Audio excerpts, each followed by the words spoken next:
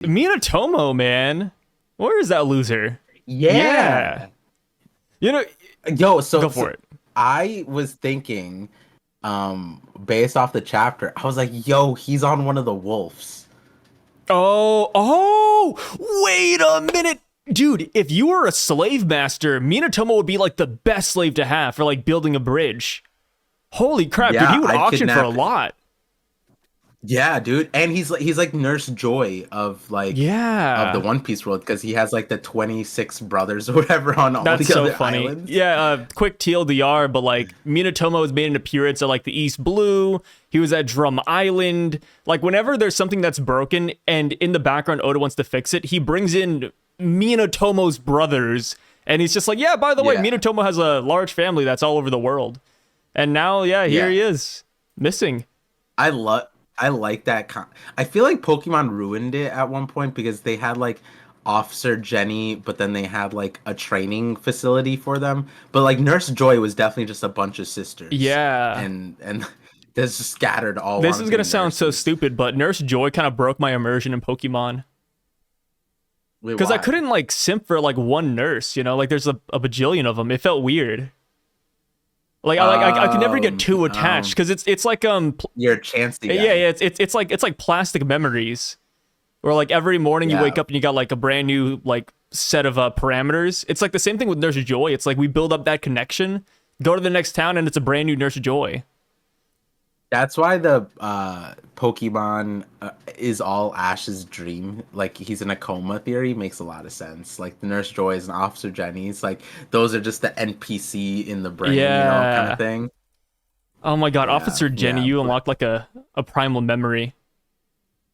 I don't. Primal is crazy. I don't want to know what Primal Speaking of primal, so the average human in One Piece auctions off for 500,000. How much do you think Minatomo Yeah. would auction off for, considering he's a master Oh, carpenter? easily, dude's a billion. Dude is a billion Dude, easily. He he's. built How about Onigashima. this? How about Like his whole family's worth a billion? no, no, no, bro. He built Onigashima. He He was did. like the first act of Wano was literally Frankie trying to become a spy and steal blueprints for Onigashima from Minatomo. And Minatomo's like, ah, shit, brother, I sold that shit off a long time ago. Like some Yeah, shit he like sold it to Denjiro without knowing it.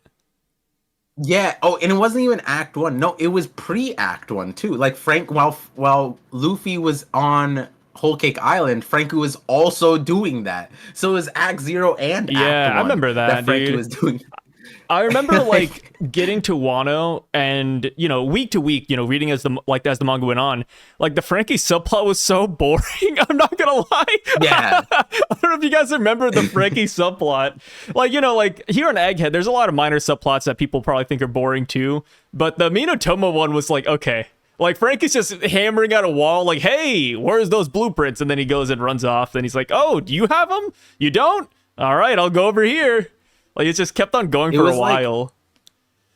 it was like in any not any other, but in other shonen and other anime, that would be like the perfect filler spot to Yeah. add like yeah, like whether a canon filler type thing where we just have like a farming arc of some type and if Frankie was the main character he'd learn something through Minatomo Yeah. or and then become a way better It's like shipwright Demon Slayer season via 4, like the Hashira training arc, just pushing a yeah, boulder. yeah, yeah.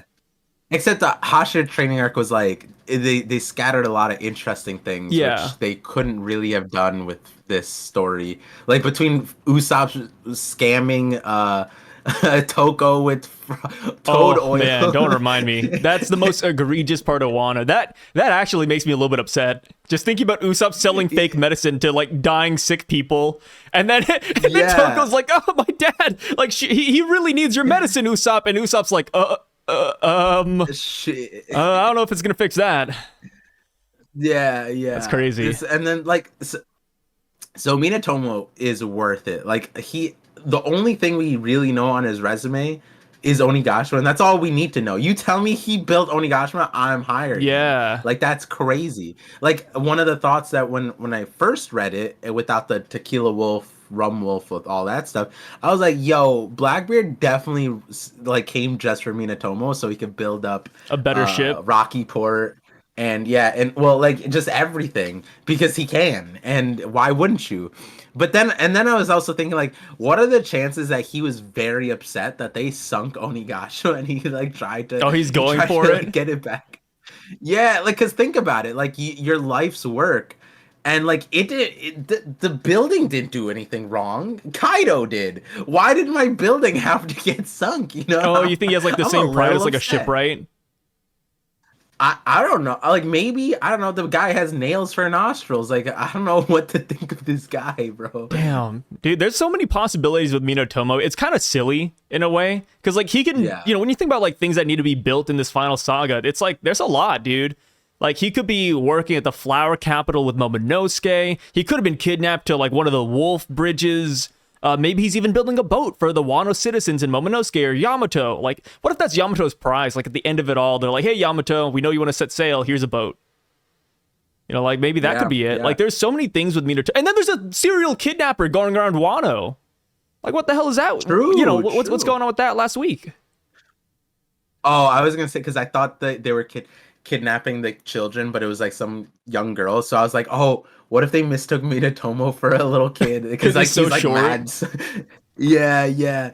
The other thought that came across just now was like, what if Minatomo just hates Oden and he didn't want to build his castle? Oh, he was like a Kurozumi supporter. Yeah, I mean, what do you think about it? He was living it up, right? Well, no. He got commissioned. He talked about how he never had a break and how like he's forced to build things he doesn't like want. Like I forgot what it is. Like he didn't like Orochi. I don't know about Kaido, but he didn't like Orochi for sure. Fair. Okay, I mean, all right. Hey, listen, that was a subplot that like I've never had to revisit. Yeah, Never. I don't blame you. I don't blame you, brother. Yeah, like okay, this is a call out to any of my viewers. If ever in one of my videos I reference those lines that Sai just said, end it. Just end me there. Yeah, like, just know that you banned yourself watching the Franky subplot in Wano. Yeah, Which oh, hey, God. the Franky subplot got better in a way because we learned that Franky is 100% like Queen's son. You think 100? Nah, I have a video coming out. Okay. It's Oh, not you're gonna 100%. shoot it That's down, crazy. huh? Yeah, Our hopes and dreams. It's like the supporting evidence that people had is just like crazy, and I'm just like, wait, hold on, guys. Like the only person that like straight like not the only person when Arthur tweeted it, he said that, but then it was off of like Queen abandoning kids. I'm like, bro, Oda could just make a kid up. Like He could. There's It's so just many it's ways just that such a silly timeline. Yeah, but then the timeline is sillier because if the timeline's true, then the Frankie was with Mads the entire time. Until he was 10, he would have known Vegapunk, Caesar, and Queen. And the thing is, people are like, oh, but like Queen looked different. No, by the end of it, Queen looked exactly the same.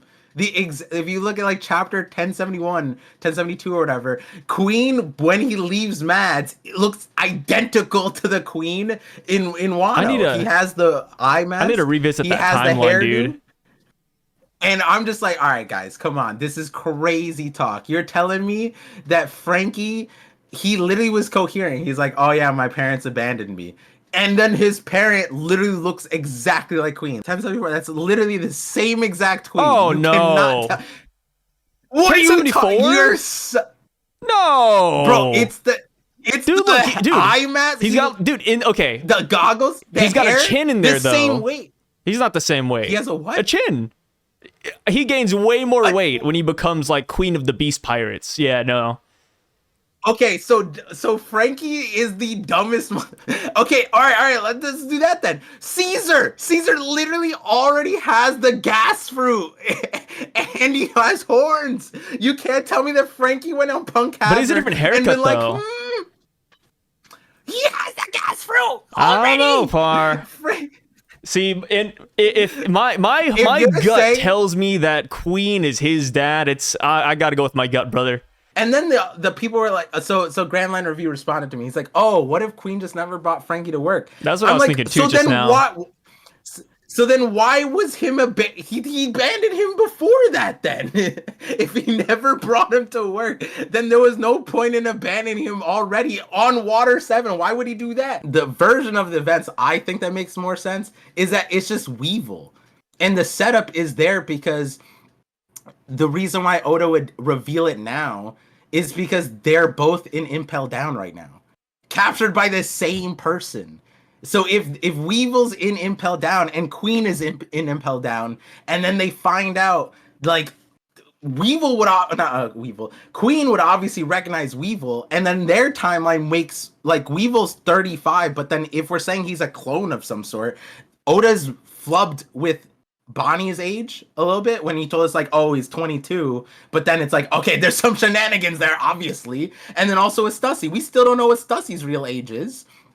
So, and then now we figure out that she's a clone. So then there's an obvious fact where Weevil had to be with Mads. Like, there's no doubt Weevil had to be with Mads because Bakkens was. So crazy. I told you, man, I'm gonna stick to my guns. I think Franky and Queen are a thing.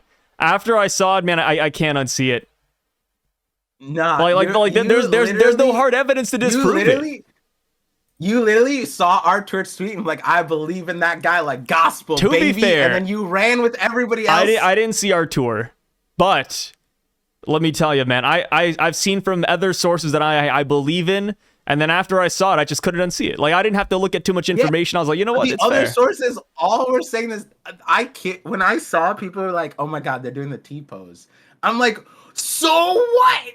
Oda draws the T pose, but it's an inverse par 3993. My god, 3990. Oh my god, that's par so for somebody who looks for connections. The wires aren't crossing here, and I can't believe it. I don't use those. I don't use inverse like the number stuff. Like, yeah, I get it. It's cool, but like for that to be a basis for it, for me, those things are like, oh, that's cool, and you can only say that's cool after the fact. But it's not like Oda drawing Momo in chapter like or volume like 20 or 10 or something like that, because it's a literal pink dragon. You know what I mean? Like, there's no other pink dragon, but there is thousands of characters doing the not thousands, but like exaggeration. But like, I think the timeline is just so solid. The timeline is solid. I'm not debating that, but the timeline is solid, and I'm thinking the setup is in Impel Down. That's why Oda deliberately brought him there. And the next storyline is, hey, the guy on Mads that looks exactly like him, who he's with right now, should be with, would be the setup because he was in Mads. Franky being in Mads makes no sense by comparison. I'm looking at the timeline. I don't agree, Par. I don't think. I mean, obviously Weevil's gonna have something, but I feel like Weevil being 35 and this being 36 years ago, like, it doesn't fit. I think it could easily make sense that there's some kind of Frankenstein-like explanation, emphasis on Frankenstein, that would make a lot of sense. I could say the same thing for Franky, though. No, you can't. Yeah, you can.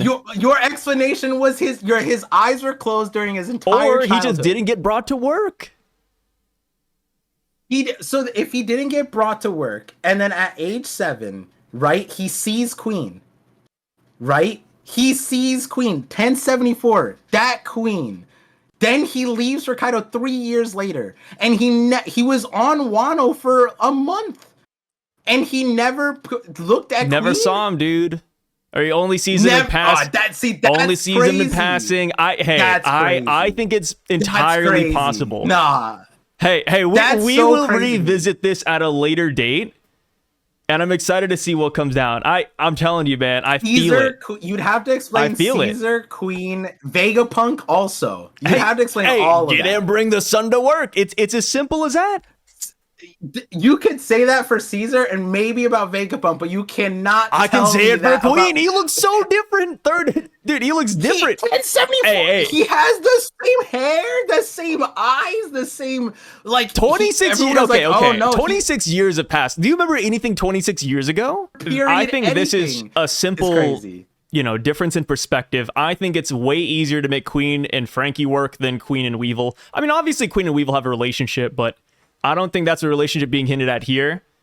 I think, I believe in the Franky train, man. What can I say? All right, Sai, let's this is just friendly between Go me for and it. you. What are we putting down? We What are you willing to put down? Let's see. $20. My go-to is always 20. I don't know why. Okay.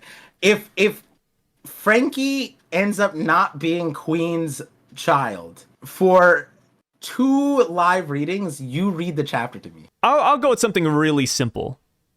From now on, for all of these Parcasts, you... From now Oh, no. Hear me out. It's not crazy. From here on, you have to record your own audio so your audio gets better quality. Because when I record it, it's through OBS, so it's like super processed. Yeah. But if you were to record your audio by yourself and you send it my way, then oh my god, the audio quality would improve tenfold. Yeah, we used to do that a long time, way back when. But then we reverted back to it's mainly Discord because Discord has the audio kind. I'm down. All right, let's do that. Super simple, friendly bet. Okay. All right, it's done. Yeah. Wait, you know what's funny about this bet though? People are like, wait, the audio quality can get Par's audio quality can get better, and you guys aren't gonna do it. You're hiding it behind this stupid bet. Yeah, that's how it goes. If Queen is Franky's dad, then you have to record your own audio from here on out. If it isn't, then I will read to you like it's a bedtime story, 3 chapters during your live readings. Yeah. Ooh, this is gonna be good. All right. Imagine like this gets revealed soon, and like the Navy stuff comes up, and then Sai's gonna go in. It's either that or he gets the worst 3 blocks. The worst 3 chapters, the most painful ones. All right, fair enough. It's a bet. It's a bet. Woo. Back to the chapter. Anything else you want to talk about with this cover page story, or do you want to go on to the first page? No, I mean there wasn't really anything other than like this guy wearing like the Hokage jacket and shit. But here's a good question for you. If you were Momonosuke, would you rebuild Oden Castle? Or like, is it like a why not? I think it's like a why not. Yeah, but also like similarly, who's it for? Is it for Yamato?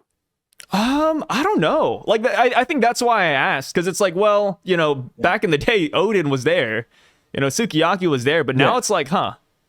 Well, who gets Sukiyaki this? wasn't. He was at the flower right? capital. Who gave this to Odin? But like, but nowadays, like, who gets this? Yeah, because Momo's there, and like, hey, listen, if it were me, I'd ship Sukiyaki's ass out here, bro. I would not want to be near him, like. I think maturing for Momo is realizing Sukiyaki was the villain. Like, people meme on us now because we just talk about Sukiyaki. There's somebody who's going back and watching all the Parcasts from the beginning, and I've been following their adventure because they comment on every single one, just like a brief. Oh wait, what's their? I think I don't remember their name, but when they comment, they're like, yeah, like you guys are right here. You guys keep on talking about Sukiyaki here. And they're like, when does the Sukiyaki talk stop? And I was like, I got bad news for you, man. Every time we go to Wano, we just bring up Sukiyaki and how he's a bum. Not even a bum, he's just dumb, really. See, the thing is, like I think like Saturn in this episode or this chapter, where Saturn was like we harped on so many of the things about Saturn, and then. There was progression on that, on all the things that we discussed. And similarly, like, not similarly, but like, to a certain extent, I feel like Saturn's story kind of exists as like, like a preparation for Void Century stuff, a character back then, with the Void Century. And like, I feel like Sukiyaki and Cobra, but Sukiyaki more so. You're listing out all the characters we think are stupid. Sukiyaki, Cobra, Saturn, just York. You want to throw York in there too? I mean, it's Sukiyaki, Cobra, and what, like, Pound. Was it? No, there's.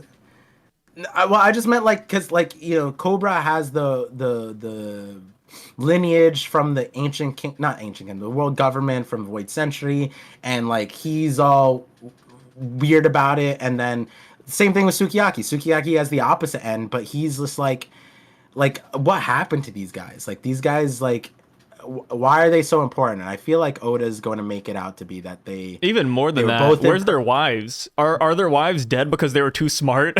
Oda had to nerf them. I get like yeah, I guess so. Like that, if they had wives, like they probably wouldn't be as stupid, but for sure. Yeah, they lost their like better anybody half. checking them. Like because okay, Sukiyaki, right? Oh, here we go. Sukiyaki got Here we impersonated, go. and then Here we go. and then All right, go for it, Par.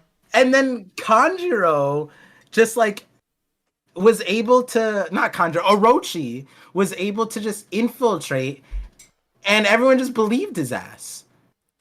And it's just like, bro, it was that easy. He just said like, oh yeah, I'm Oden's best friend, and then what's his face? Not Hyogoro. Yasue. Yasue is like, really? No, surely Oden's dad would know. You know what I mean? Like, no, and then Oden's dad was just impersonated, and he was, I don't know. There's just so much stuff that like I don't remember, and I don't. Like, yeah, we don't have to go back into the care to go Sukiyaki back. hate train. Like, if we start the Sukiyaki thing, it's gonna take hours, brother. We could But laugh my at Sukiyaki for days. My point is that like because of how deliberate Oda was with these characters, like even on the stream during the thing, I was making fun of Sukiyaki's Wait, this chapter? treatment of Odin. Yeah, How of did Odin, this because chapter I was- tie back to Sukiyaki without me? No, the cover story. Okay, the cover okay. story because I was like, oh, maybe Yamato does a stone masonry arc, because when Odin was a kid, Sukiyaki abandoned him, and then Odin rerouted a river, flooded a village, and as punishment, he was put in prison at like the age of 5 or something, and then he got out through meritocracy because he had amazing stone masonry, and then Sukiyaki's assistant was like, that's that Kozuki blood, and then Sukiyaki's like, yeah, whatever, like some crazy. I'm like, that's wild, and so I was like, maybe Yamato goes to like a You're stone right. masonry If arc. Yamato does have stone masonry in the arsenal, then she already is like Nakama potential, but obviously she's in Wano, she's not gonna join. But if she was able to like manipulate the poneglyphs like the Kozuki clan, that would be nuts. Yeah.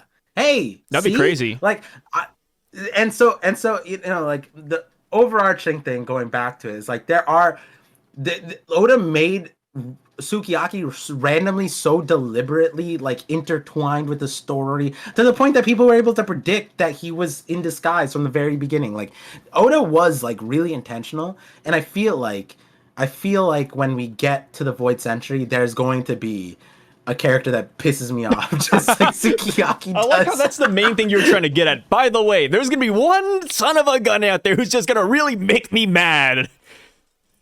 Yeah, and the thing is, like, when we get there, inevitably, and we find that character, because there's going to be one. People are like, oh, Parents, I hate this story, hate this. No, we know it's coming. We're still reading the story. The minute we hear the name Kozuki in the past, oh god, we're gonna start jumping up and down like monkeys, dude. I can already see it. Dude, I swear, like, Lily has the chance to like rectify the entire, like, we could just say like, oh, Cobra just got the terrible genes, like, because Vivi has like the good genes and identical good genes, she's just Lily. annoying. But like, yeah, but apparently she's a child of incest, because it doesn't make sense how like her mom also looked like Lily. That doesn't make sense, because, you know, Lily, because Cobra's the Nefertari, so, and so then it's like I don't know what they're doing. And then also the Celestial Dragons are like known for inbreeding, sort of, so like I don't know, maybe it falls into Vivi. She left the Holy Land, but the Holy Land didn't leave her. Yeah. But the Kozuki, hey, listen, they hold themselves in an island where not even rainwater could escape. Yeah, let me tell you, the dating Kozuki pool ain't exactly that big. Yeah, and Odin was already making it rain. He was just too small to be making funny good enough, on this sounds like a question that Oda would answer in an SBS. Like, hey, who did these people date? Like, did it eventually just come back around? And then Oda's probably gonna be like, you know what? It's either he's gonna say I didn't think about it, or 100%. knowing Oda and how he Yeah, answers yeah. those questions. I mean, like Japan had like an isolation period of 800 years, and they're an island, and like geographically they're like more constrained than Wano is, because Wano's like the size of like a continent over here. Like Wano's massive. So like they wouldn't need to run into that, and then like they had various Yeah, plagues realistically, it and wouldn't famines happen. yeah. So like Oda wouldn't need to run into that. He could just be like, oh, it's a really big place, and people did infiltrate Wano still, just like Yeah. Japan. So it is there, but yeah, so hey, I brought up Sukiyaki in the live stream, and like you realize, like, hey, maybe Yamato does make good on this stonemasonry thing. Like that'd be That would be a kind of good crazy if she takeaway, did. yeah. That would be a really good Yeah, takeaway. oh yeah, like she could like imagine a world where she would need to write a poneglyph, but like imagine a world where she could, and Luffy's like, yo, I need to leave another poneglyph. Yeah, or like And how Yamato's like, what's it called? How like Roger wrote on the Skypian poneglyph. Maybe Luffy does the same thing where he's like, "Hey Yamato, can you carve this?" And that'd be Yeah. that'd be I mean, Yamato's whole thing, technically- right? Because she learned how to read and write from the samurai in the cave. yeah, Yeah, it'd be and like big. Robin can read it, but like and to carve it out on the gold like Oden did, he wouldn't need the poneglyph technique or whatever. But hey, if Yamato is able to do it all, then maybe she's able to help like completely fill Oden's role there. Yeah, I would in like a that. crazy way. No, I'm looking out for that. Yeah. I like that theory. I like Yeah. Yamato going to jail. W. W. So, onto the first page of the chapter, we see that the Seraphim are being charged up like a cell phone before they get loaded onto the ship. I'm assuming they're putting them in like the green vats, right? Like the giant green tubes. Yeah, I'm that's assuming. Was S Shark, was he just sitting out in front when he was just like He sitting was, in I fr- think, yeah. He was sitting out in it, but there's also like a number up top, kind of like a battery as well. I think it was like 96. Yeah. So like he was like kind of Yeah. fully charged. I don't know, but If it's Oda, then I'm sure he only put S Snake in the vat of liquid, and everyone else in They're just chilling. dry. yeah. I mean, with the Seraphim, like I wonder like if there's a charging station at Marine HQ, or if they still have to come back to Egghead Island afterwards, because that would kind of Like suck, right? A power charging station, a supercharger Yeah, station. they should just like load that into the ship Yeah. or something, take it with them. Yeah, I'm surprised they're not wirelessly charged. Yeah, or like there's like an easier fuel source, like I don't know, like put some water in them or something. Where do they plug in? I don't think they get plugged in. I mean, if it's the green vat we're talking about, I guess you could just get like dumped in like Nickelodeon slime. Yeah. Oh, Dan, Nickelodeon slime is Dude, Is I've been going down like the Dan Schneider painfully route. nostalgic. Yeah, that's The why I rabbit said hole's painfully crazy. nostalgic. Yeah. Now, like whenever I see Yeah, feet, I just crazy. think of like Dan Schneider. Not a good way, obviously, but yeah, painfully. Like I can't look at feet again the Yeah. same way. It's like you don't want to be Yeah, lumped in yeah. with Dan Schneider of all people. Dan Schneider ruined feet is a headline. Yeah. Well, speaking of Yeah. Dan Schneider, we got Rob, Luchi, and Kaku, and we got some several Oh. agents saying, "Hey, where's Stussy-san?" And Luchi says, "Killed in action," and he just snarkily responds. And Kaku in the background, man, his eyes are covered. Like it looks so it looks like one of those like memeable moments in an anime where they're just like straight faced, and it's like, yeah, like Kaku, he's feeling it, dude. Do you think Luchi knows? Yeah. Yeah, I don't think they're best friends. Yeah. I think that even if Kaku lied to him, he would know. Yeah, I thought about it, and I kind of regret it, because when I made my review video, I said, oh yeah, like the minute Rob Lucci finds out, I wonder what he's going to do to Kaku. And then after I posted that, like an hour later, I was like, wait a minute, he wouldn't do anything. Like they're such good friends that he'd probably just be like, okay, fine. Like, you let her go, sure. It's kind of like that's Yeah, his like the Zoro, like he wouldn't do anything. Yeah, the version of events I see it is like Kaku. If Kaku tells the truth, then Lucci's just like, all right, damn, she's gone. You know, like can't do shit about that. And he like, but the version that I'm, because he says killed in action, is that Kaku lied. If he lied, Luchi would understand. He'd be like, "Oh, he's lying." Yeah. He would know. And so he just kind of went with it. And maybe he lied, and Luchi was just like, "Don't lie to me," and he pulled the truth out of him, but then still went with it because that's what Kaku wanted. Yeah. Right? Like you said, like I just because they're just the best friend duo, and like they just. I feel like that's how they're Nakamas, bro. I'll never forget when Rob Lucci like looked up to Mars and he's like, "Hey, please, spare Kaku. If you have a minute, just please don't kill him." Yeah. And the fact that Lucci would plead his case for Kaku's sake to a Gorosei member would tell you how far he would go for Kaku, in my opinion, right? Because it's like that's something that like nobody would really even try to do, like without courting death. And I mean, and Lucci, like, he's probably seen like a lot of people beg for their lives with the Celestial Dragons before, and that never turned out well. Yeah, exactly. Yeah, love it. Yeah. So now we go down a little bit and we see Saint Saturn.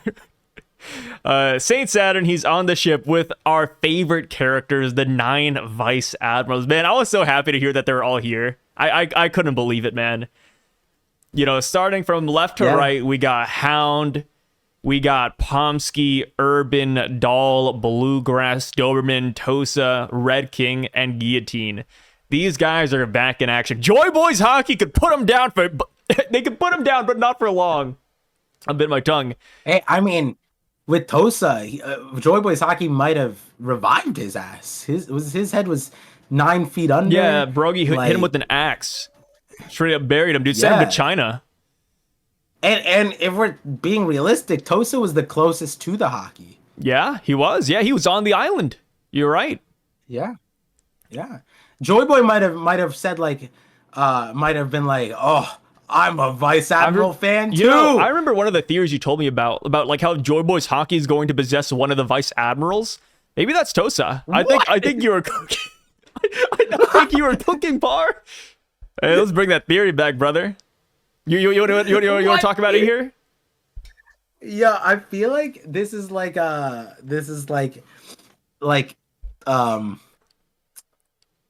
a storyline, like in a movie. This is how I find out I have a doppelganger that you've been interacting with. Oh my god, yeah, that'd be kind of scary. Like, imagine I'm saying this and you're thinking I'm joking and, everything goes through, and then, like, we see, like, behind-the-scenes footage, and I'm actually talking to another Par Vision, and then they're telling me this theory, and I was, like, being 100% dead serious. That's like that's a scary plotline, actually, right? Would you be scared if you realized you had, like, an exact doppelganger that you didn't know about?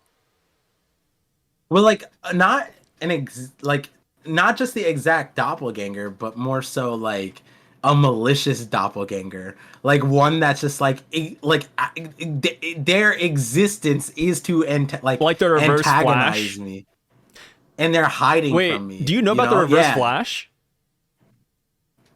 Do I know about I know various versions. Oh my god, I'll never forget. Flash, sorry in advance, guys. I'll never forget the one story of the reverse Flash where he went back to when the Flash was losing his virginity, and I'm not. No. I might Marvel fans, not Marvel, DC fans. I might get this a little bit wrong, but I'm on the right thought path. But the reverse Flash essentially said that I made you jizz a lot quicker than you were supposed to, because I like played with your nutsack or something, so that he would get embarrassed in front of the girl he loves. So the reverse Flash actively goes out of his way to do the most insane things just to make the Flash look bad. And I swear, if you guys know DC and you know about this story, please drop it down below so I get like the full context. But that was like one of the moments where I was like, wow, this guy's evil. What is he doing? I thought you were gonna talk about the mom. I think the CW did like the dad killed the mom and the reverse Flash like changed it or whatever. I thought you were gonna bring that up, but you brought some crazy. Yeah, no. The reverse Flash, like, yes, he's a villain, but he also does like the most like out of his way villainry out there. Like it's like the small things. There's like a more, I forgot what a more, I don't even know, popular, but like a like prominent storyline where like Reverse Flash is like he's entirely vindicated. Like his storyline makes so much sense. Like he's a villain, but he's like a Bruce Wayne type of thing. Like I forget what it was, but it was like his brother was like an asshole or something like that. There's some crazy version of Reverse Flash, but yeah, that the version you brought up, that would be scary. Having a doppelganger out there being your op like that is wild. Giving you pre-ejaculate premature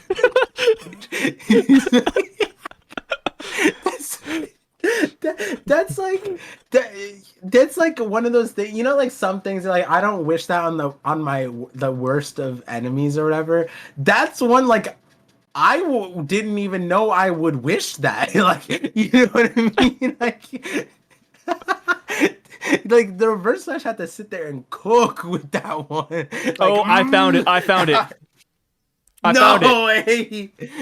Wait, what? Do you know what? Apparently it's a meme, but I don't know. I think it's true because there's like a clip of it. But he walks up to Flash and says, "It was me, Barry." And he states that he jerked Barry off so fast, it led to Barry to believe he nutted instantly after just a woman's touch, embarrassing him in front of the woman.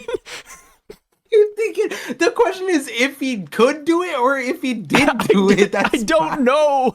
I don't want to research it. I feel like the reality is that he could do it.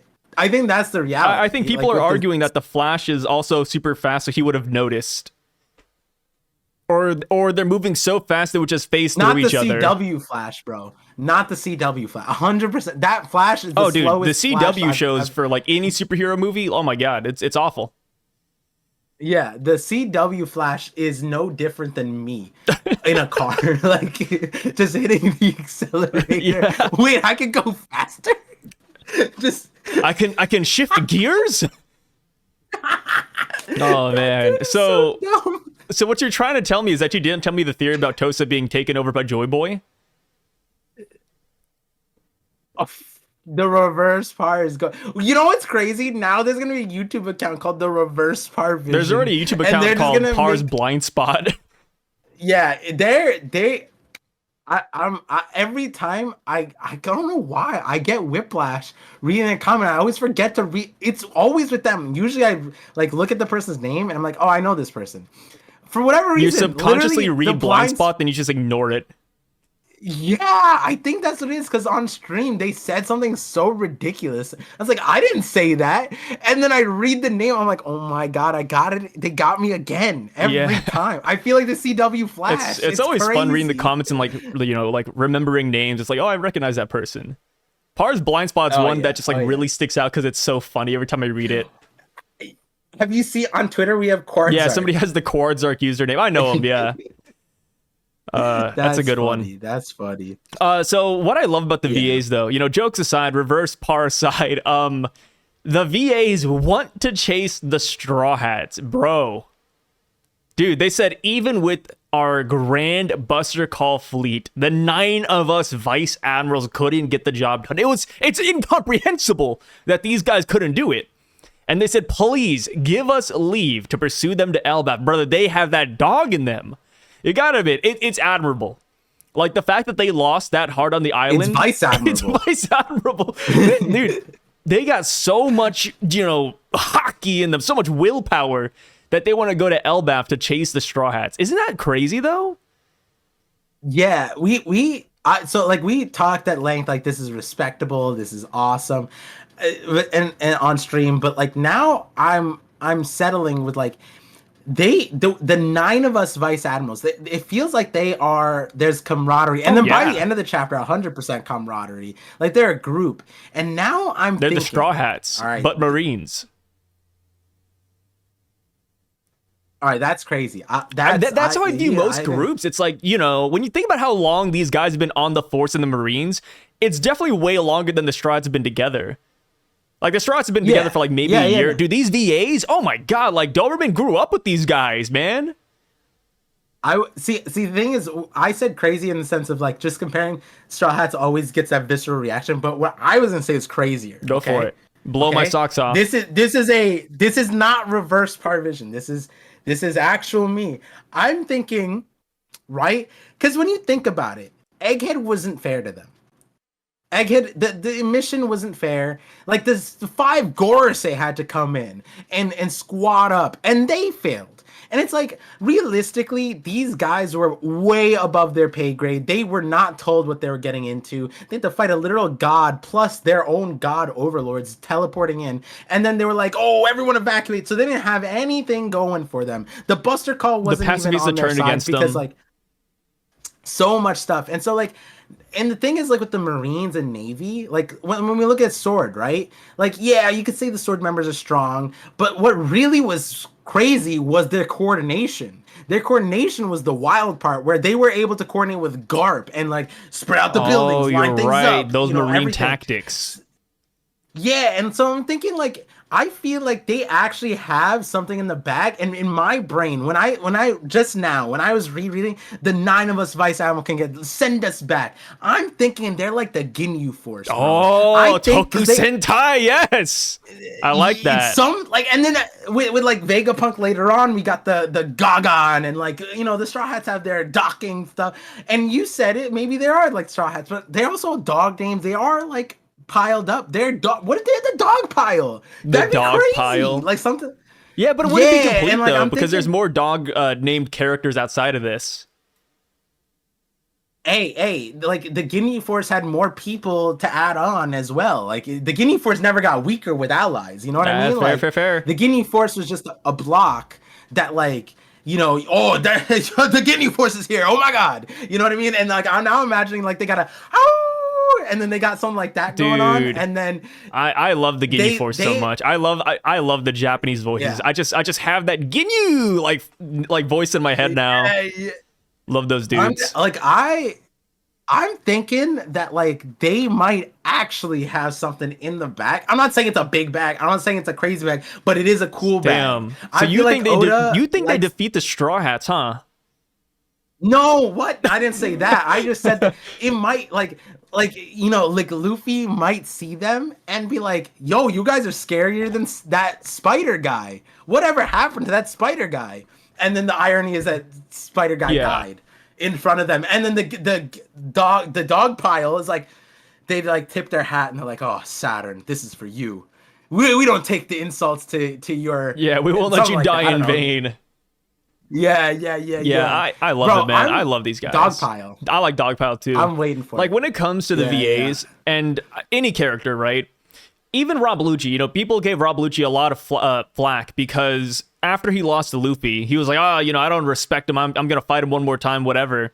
And people are like, oh, like, Lucci needs to learn his place. And it's like, no, well, okay. Like, hold on, guys. We want our villains to, have that ambition. Don't let them just give up like that, right? Like, just because you lost once doesn't mean you should ever give up. Like Luffy, for example. Luffy's lost many times, but he's always gone back up and he's overcome adversity. Like, I'm not saying these guys are the main characters, but, like, it's good to see that fight in them. They're not giving up. They're not quitting their job. They want another chance. And I think that's really commendable. In real life even, too, right? When you get knocked down, don't stay down. Get back up. And these guys are a prime example of that. Even though they were severely outclassed, they want to go to Elbaf. And the thing is with Elbaf, dude, more than just the Straw Hats, dude, they got the Giants there. Dude, one Giant took out Tosa. Oh my god, they want to go there? Insane. That's like Luffy. That's like Luffy losing to Kaido at the start of Wano, and then says, you know what, Franky, build me a time machine. I'm going to God's Valley. You know what I mean? It's like, damn, okay. Jeez. Like, I'm going to the source. You're talking about one Kaido? I want his bring whole all lineage. of them. It's like, wow, these guys, like, I respect it, man. I really do. Yeah. That because they were like Elbaf and like just like not even just the Straw. Let me go to Elbaf, right? That's why I'm like, they got something in they got the dog pile. Like it's either that or the next time we see them, the dog pile goes after Captain Kuro and the Black Cat Pirates, like the dogs versus the cats. Yeah. Just to, because it's Nekomamashi versus Inuyasha, right? Like, got the dog versus cat. Like, Oda loves doing dog versus cat. So, like, maybe there's another cat. There's a cat group. And the only cat group that came to mind was the Meow Band Brothers. There's another one that worked for Whitebeard, the DeKalvin Brothers. Yeah, it was like the twins that had like the little paws and stuff. Maybe they're in Impel Down and we see these guys suppressing Impel Down breakout. Oh, that wouldn't be bad. Yeah, put them against like Doflamingo and all of them. You have to tip your hat. All right, good luck, guys. Good luck, guys. Yeah, that's so funny. See, like, the thing is, okay. I just want their legacy to not always be against. Like you know what? You're right. They are the Straw Hats, where they're just up against the most ridiculous odds, as if they're the main characters. But because they're not, they're just dead. Like they should be dead, but they never die. They're like Team Rocket right now. Like they should be dead. Oh yeah, but they survived through anything. Considering, yeah, all things considered, like they should be dead. But they're still here, brother. The Ginyu Force died. The Ginyu Force, yeah, they're dead. Yeah, Ginyu survived, though. Ginyu survived, and he made it to Super, and then he died again. So Saturn, he does tell the Vice Admirals to forget Elbaf. The failure to which I refer is far more dire. Allowing Vegapunk's message to play was an unexpected disaster, not to mention that Iron Giant surfacing to aid in the pirates' escape. It's ironic, really. And then we get a flashback. No, it's 200. Yeah, it's not ironic. That's why I laugh at that every single time. It's not ironic. 200 years ago, we see that Saturn actually was the one who wanted to research Emeth thoroughly. Brother. Saturn, what are you doing, man? See, here's the thing, right? I understand. Yeah. Research the robot for a little bit. But for 200 years... 200. What does Saturn have to show for it? Nothing. Emeth ended up in the scrapyard anyways. He should have just got rid of it. On an uninhabited island. We know it because Vegapunk transferred there and had to build everything from scratch. Yeah, and here's the thing. I guess, definition-wise, it is ironic, but it's just really silly because it was so avoidable. Like... Yeah, silly coming from Saturn. Yeah. It's like the silly Saturn. I sat with it and I'm thinking like a best comparison is like not best comparison. A comparison is like the Jurassic Park guy like releasing a T-Rex when everyone told him to kill him and put it down because it's too dangerous, and he didn't. And then he sees it breaks through and takes over the island, and he goes, "Huh, that's ironic." Yeah, that's ironic, isn't it? No. No, silly. It's not ironic. I think, like, it's the scope of the situation that makes it ironic, but it's not. It's just a giant fumble at that point. Yeah, because at least with the Jurassic Park guy, he loved the project, he loved the dinosaurs, and he understood. He was the researcher, scientist who understood the scope of it. Let's nail that one down. Saturn doesn't even he doesn't even know what Emeth is. Like, that's how ridiculous this is, that he let it survive and he goes, "This is the future." And it's like, my guy, if Imu told you to destroy you, couldn't you put two and two together that maybe it's from the Void Century? And like the irony isn't the Iron Giant. The irony is that you're just as bad as Vegapunk to that extent because you're researching the same thing. Yeah. He literally is just like, "Ha, Vegapunk, you went too far this time." It's like, you went too far toward I like to imagine that in Saturn's mind, 200 years ago, he was like, you know what? I'm going to research this robot, find out how it works, and then when Imu needs it the most, I'll bring out my new technology and save him. And then boom. Only to find out he gives Imu PTSD. Like, it's the character that means well and then shows up in the last. Imagine Imu's like getting beaten down. I don't know when, but like, Imu's getting beaten down and Saturn's like, "Imu, I'm here." And then it's Joy Boy's robot. And then Imu just gets more like PTSD. Imu has the craziest face. That would be the perfect time to insert a Nami. Yeah. Like Kaido when he saw his bolo breath get deflected back at him. Just one of those moments. That would make it a laugh tale. That would be Joy Boy's like, "Hey, wait for this one, guys." Like, he's cooking up this thing and it's like, and it's just Saturn just like, "Oh shit." You hear like laughter roaring down from the heavens. It's just Joy Boy in the afterlife laughing at Imu. Yeah. God. And the best part, like, that would be the irony, right? Joy Boy spoke to Saturn and said, "You're going to be the downfall of the world government." Saturn's like, "Haha, silly for you to say on your deathbed, Joy Boy." Flash forward 800 years, and then Saturn's like, "Shit, he was right. He was right. I should have just gotten rid of this damn robot when I had the chance." Dude is so funny. This is hold on. I just can't believe it, man. The shears. No one knows where it came from or what it was trying to do. The world government ordered it to be torn down, but curiosity prevented the scientists from carrying out those orders. I just want to reread what Vegapunk's understanding of the Iron Giant was, because he says curiosity prevented the scientists from carrying out those orders. The scientist was Saturn, we man. got a group.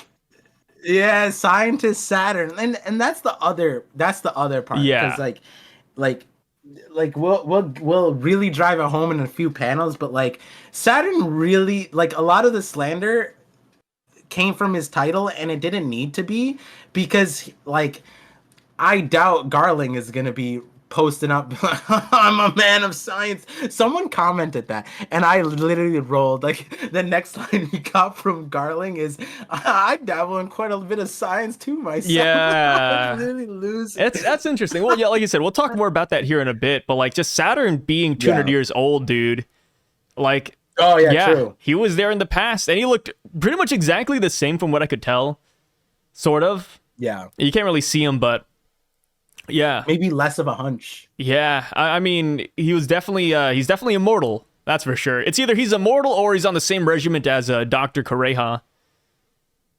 Yeah, I think, like, you know, given the latter half of the chapter, it's kind of like Sugar-esque type of thing, where it's like a perennial youth is given somehow to people under control, whether directly or indirectly. Yeah, like, it's just like a locked-in age.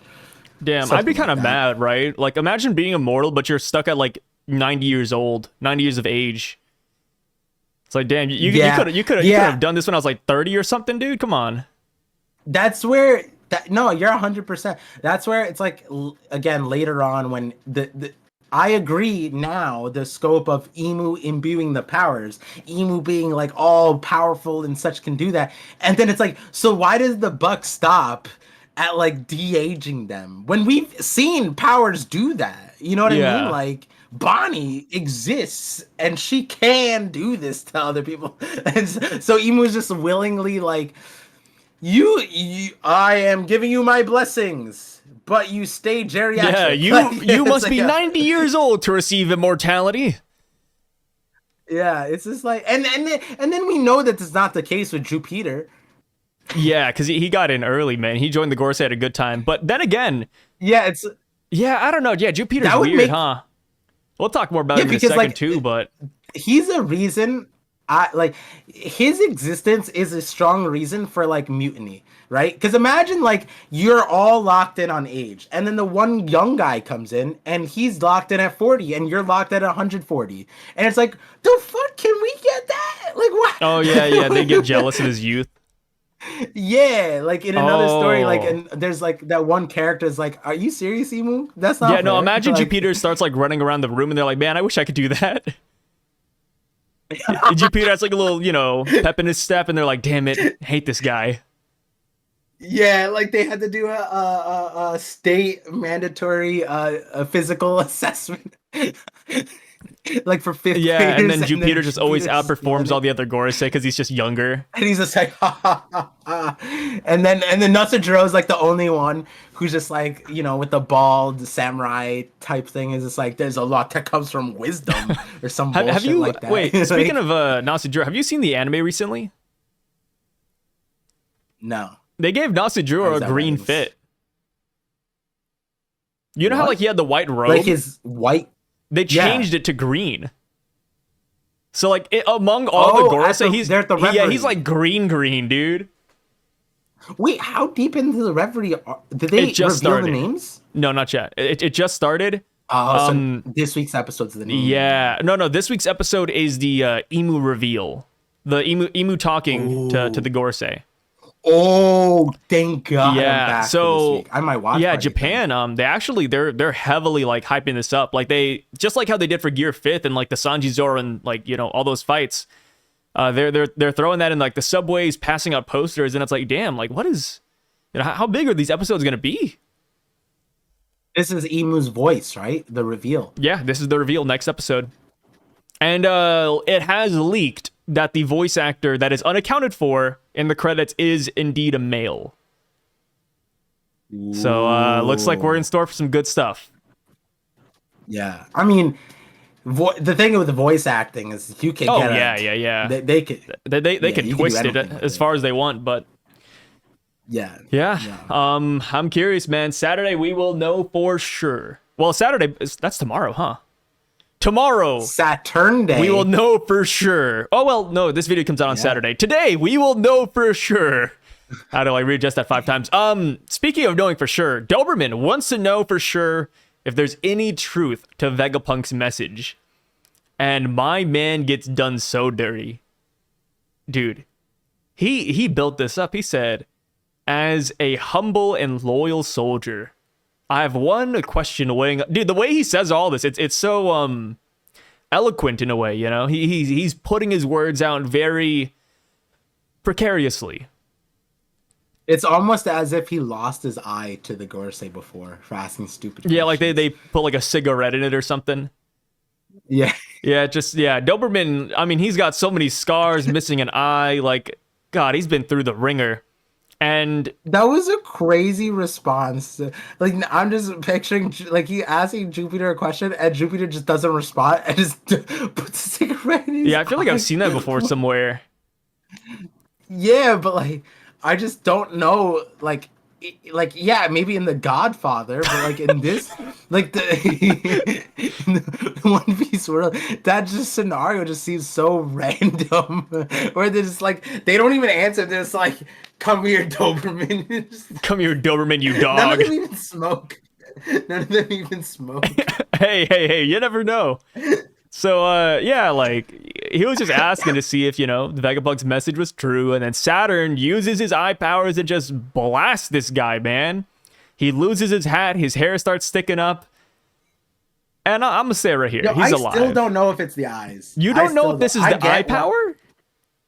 Oh, let me go back, because they did the eye thing crazy the first time. What was it? Chapter 1093? Yeah, but and then go to the chapter where he uses it on Sanji and Luffy. Because it's the exact same thing as this. Is it really? Yeah, he just looks, it's a panel, and then boom. What chapter? I don't remember the chapter numbers, but it was the chapter when Sanji first escapes, I believe. Sanji first escapes? Oh, so that's like 11s? I think so. Maybe? Yeah, something like that. Let me see. Okay, I see Saturn. He gets punched. When does he do the eye thing? Yeah. Does he do the eye thing before Bonnie stabs him? I think before Bonnie stabs him. I think so. So 1095, right? His eyes are... He piped down in sex, and then his eye thing he uses on Bonnie, and it's like glowing. All right? Yeah, but that's in his devil form. I guess there's a thwack. There. That's true. Because, like, when I was reading it, I just thought he was backhanded him. You thought he backhanded him? Well, here's the thing. Saturn's, like, behind a table. Yeah. If you go to, like, the beginning of, like, the VA meeting, like, Saturn's behind a table with, like, a tea glass. He used a stick. You think he used a stick, and you think it, like, did that to Doberman? I mean, all right, like, he has the force. Does it have to always be through his eyes? It couldn't be through... When he did it to Sanji, did he use his hand? No, he didn't do that. He didn't do the straight up force like that. It was all eyes, right? Yeah, it's all eyes. I guess it makes sense. Like, I'm not saying that it's impossible. Like, I'm not... This isn't a time where I'm saying it's not the eyes. I'm just saying when I read it, I thought he just went, bah! Like, get your stupid ass out of here. And then, like, but yeah, you're right. It doesn't... If he's behind the desk, why would the Gorosei move to... Yeah, why... Imagine he gets up and then he's just like... Ugh! Like, no. Well, all right, your ass was like, they put out a cigarette in his eye. Well, that was like a different scenario, okay? I mean, in that scenario, it's completely different than this. Yeah, the made-up scenario in your head is a complete... And also, do you think Doberman wouldn't be able to dodge Saturn? No, but he's a humble and loyal soldier. You know how disrespectful. That's like your drill sergeant trying to discipline you, and you try to be funny and try to dodge that shit. Oh wait, You know what I about the mean? You're explosion just asking noise? for what explosion In the noise? panel where like Doberman's flying back. Oh, you read the Japanese SFX? I'm just deaf. Oh, I see.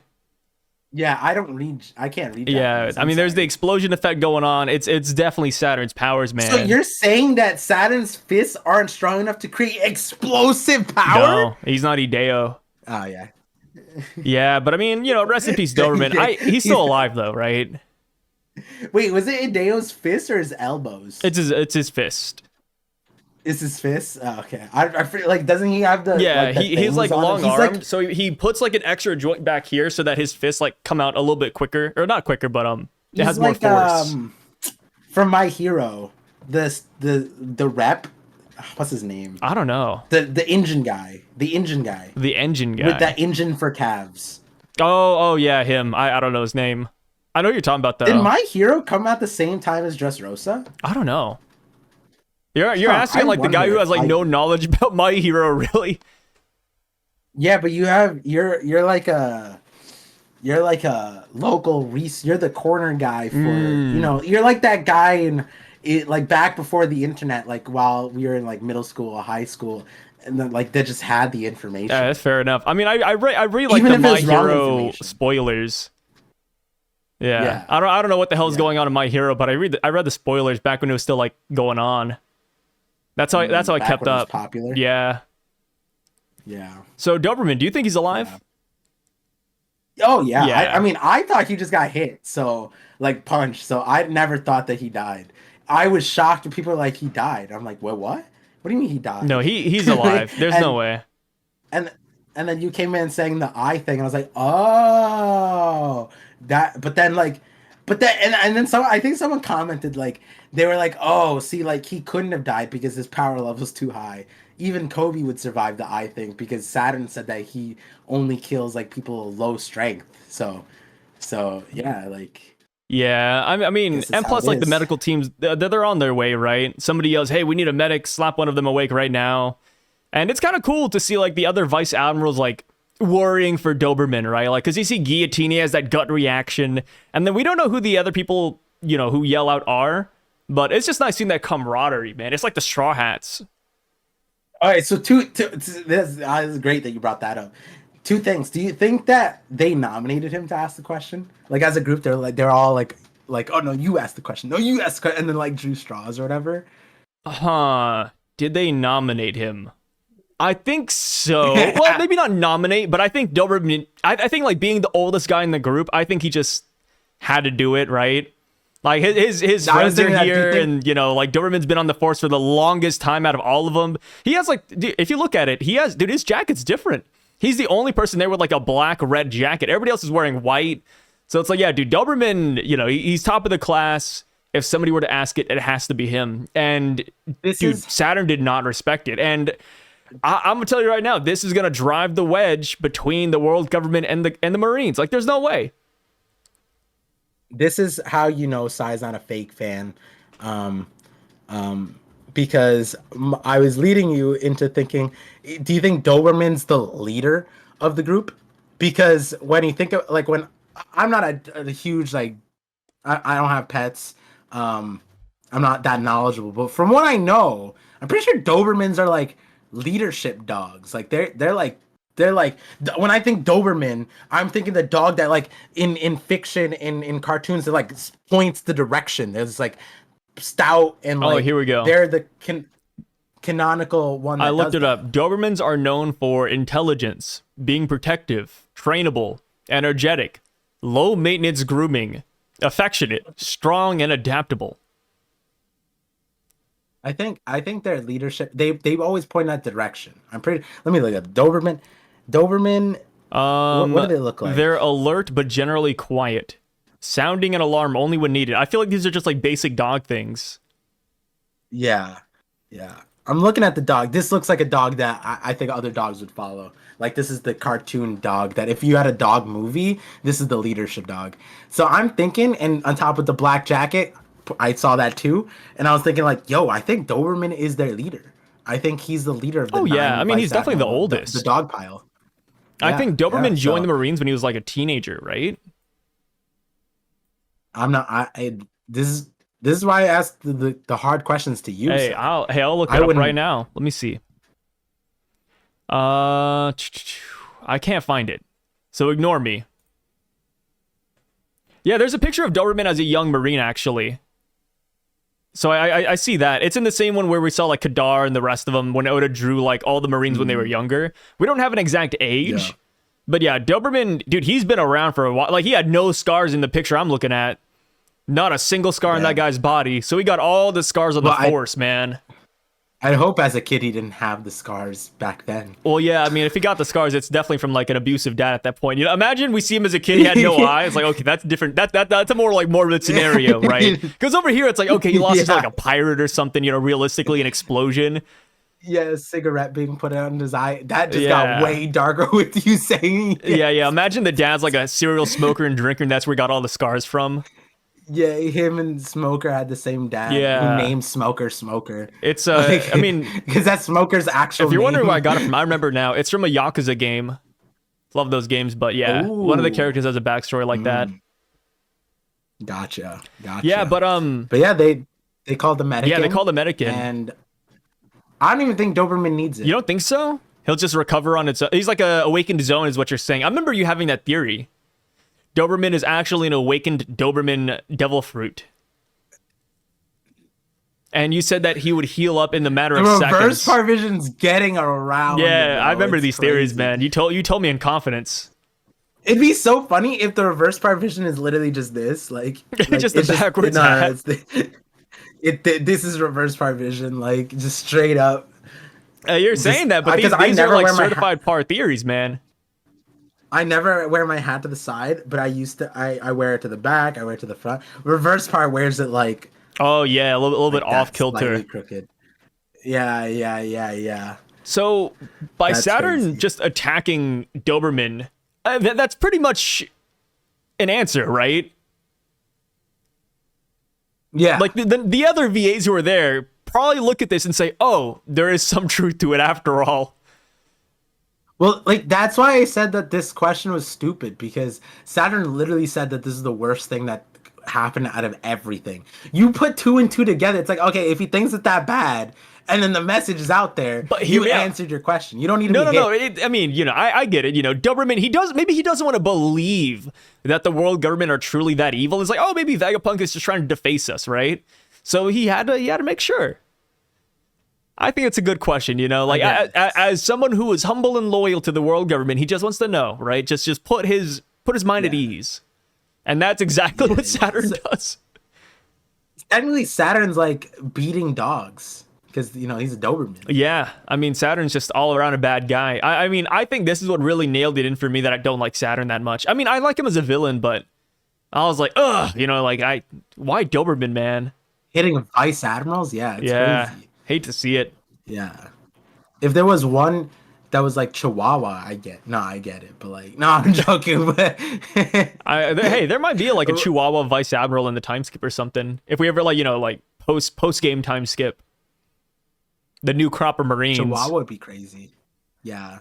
A Tontata Marine. Oh, yeah, that'd be, put him down. So that'd be crazy. We go inside the lab. And York is wondering what the hell's happening, because sky clouds are coming, you know, they're surrounding her, really. And she says that's not good. Yeah. The clouds aren't stopping. And you see the Cloud Factory shoot Punk Records into the sky. And that's because Edison is still alive. He's still alive there, man. There's an explosion. And then next thing you know, Punk Records escapes into the heavens. It is ludicrous, to say the least. Didn't expect this. And York, I think she should have expected it. Like, that's crazy. I think the circumstance that Oda put them in makes it crazier. But as far as the cloud part, that is something like that. This goes back to one of my first like Egghead theories. When Egghead first started, my 2 main theories was the cloud stuff being related to like very important for ancient technology, Void Century, and it being present here is a lock-in because my cloud video came before. I had one before Egghead that was about Skypiea and how, like, because of the Skypiea arc and the way Nolan's story went, we might expect another island to be deleted very soon after. And then Lelucia was deleted. And so, like, Lelucia was an interesting thing because, like, I had that one, like, audio clip where, like, literally I said, like, an island's about to get deleted in a similar way. Can't say, maybe it looks like this, maybe it doesn't. In a weird way, it was like a reverse knock-up stream instead of up, it was down. But then the rest of the theory doesn't line up with Lucia, obviously, with the scope of what happened to Lucia.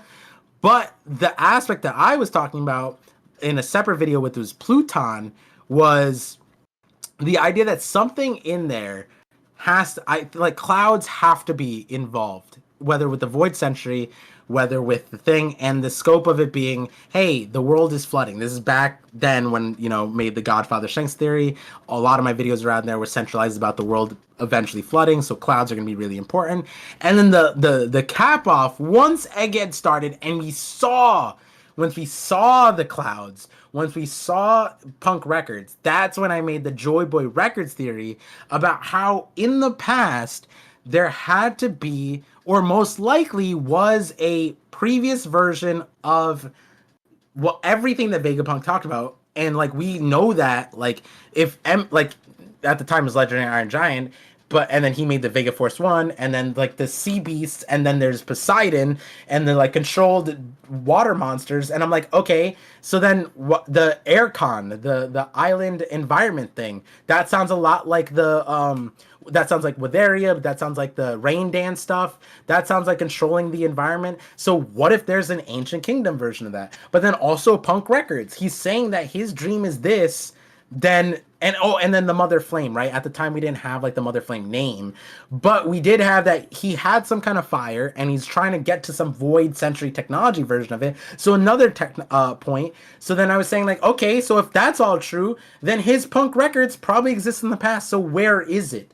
Because the thing with, at the time, we think it's a dislodged brain that's somewhere there. At the time we didn't have the scope of what happens without the user. Does it just stay? Yeah, I would imagine that the brain just stayed, but is it functioning, right? And now we know that maybe it does, maybe it doesn't. We don't really know. I mean, even in this chapter, it's like, what constitutes death? We still don't see Stella, but we do see the satellite, so we don't know exactly how this all plays out. But the point is that I was saying that the Ancient Kingdoms version of Punk Records floated up into the sky. And if you look at the thumbnail, I was saying that it's most likely just the moon. And I've been doubling down, tripling down on that throughout Egghead. And now to see this scenario where they're just floating up in the sky on a cloud with like an egg moon-shaped thing that opens up, I'm like, hold on, this is kind of crazy because this could literally be the parallel. I had a video in the works. I was just referencing my old videos and then putting in new information based off the last two chapters, because the last two chapters already gave me enough to do this. And then when I read this one, I was like, wait, it's just happening? It's just floating in the sky already? That's crazy. And so, yeah, like all this stuff is just like super insane. But like the other part of it too is that from Vegapunk's perspective, he's looking at the clouds as a way to survive the flooding. That's something he also said, to remind people, is that this plan, this schematic to make his brain float, was something that he said that he also had at Punk Hazard. He said to Stussy, I believe it's chapter 1101, when he was building up Egghead. 1101, that's amazing, doctor, it's already done. After this, I'll just use island clouds to make the lab and brain float. That's what he says to Stussy, I believe it's Stussy, in 1101. And then he says, the truth is, half of what you see is actually hologram, which we still see.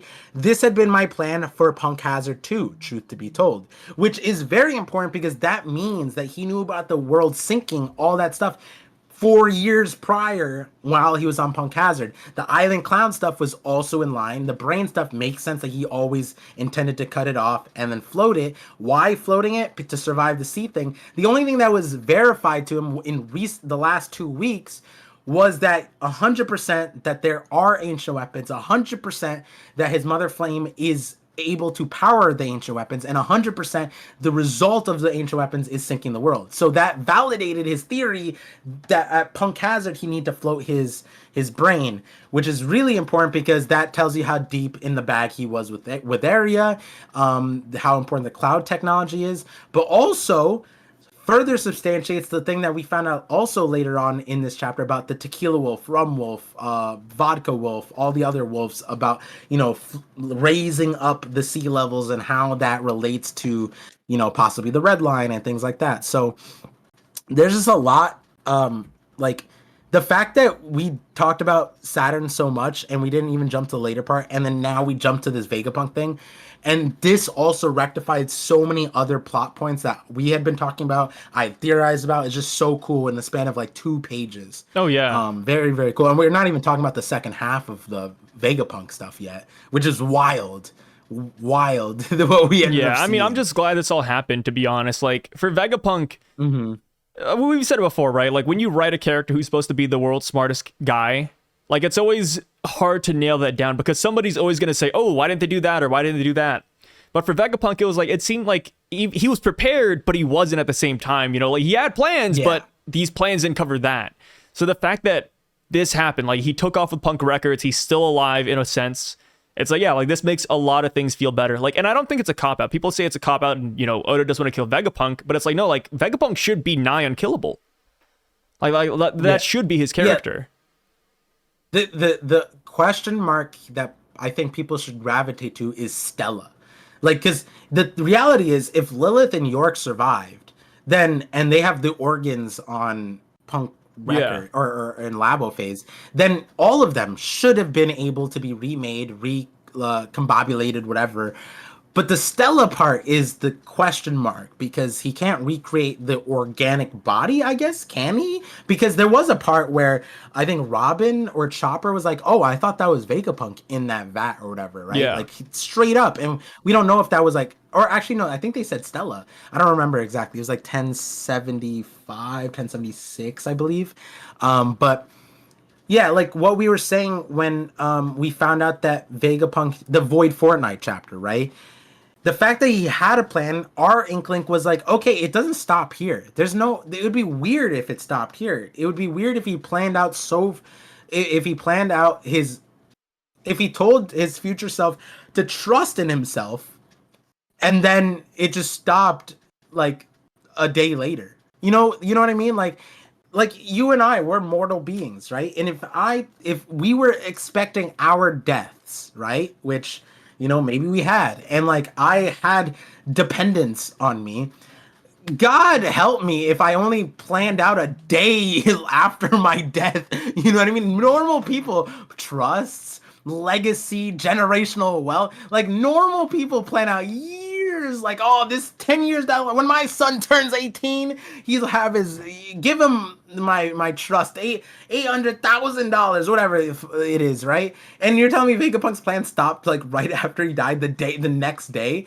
That's where it's like me and Sai were talking about, like, yeah, the world's smartest man, like, yeah, why didn't he do that? But we're not saying, like, why didn't he, like, yeah, we're putting out hypotheticals about what he could have done, but we're also open to all the things that he could have done. But the weird part is that he's like, oh, I'm a genius, I can predict my own death. Oh, I planned out, like, trust in my plan, and the plan stops a day later. That's the weird part. And now, Oda in this chapter put this chapter and last chapter, put the inkling there that no, the plan has a long term.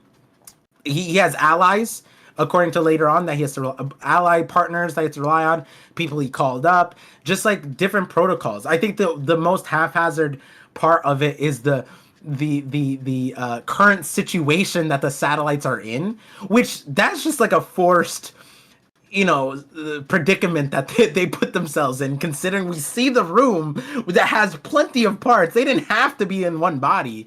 So like I can't even say that like, oh, Vegapunk didn't plan for all of his satellites to die. No, he has the ability to. It's just like comedic relief that they're all in a Gagon body, which we'll get to later on. We still have to visit the Guna Oh room. yeah. But yeah, I do like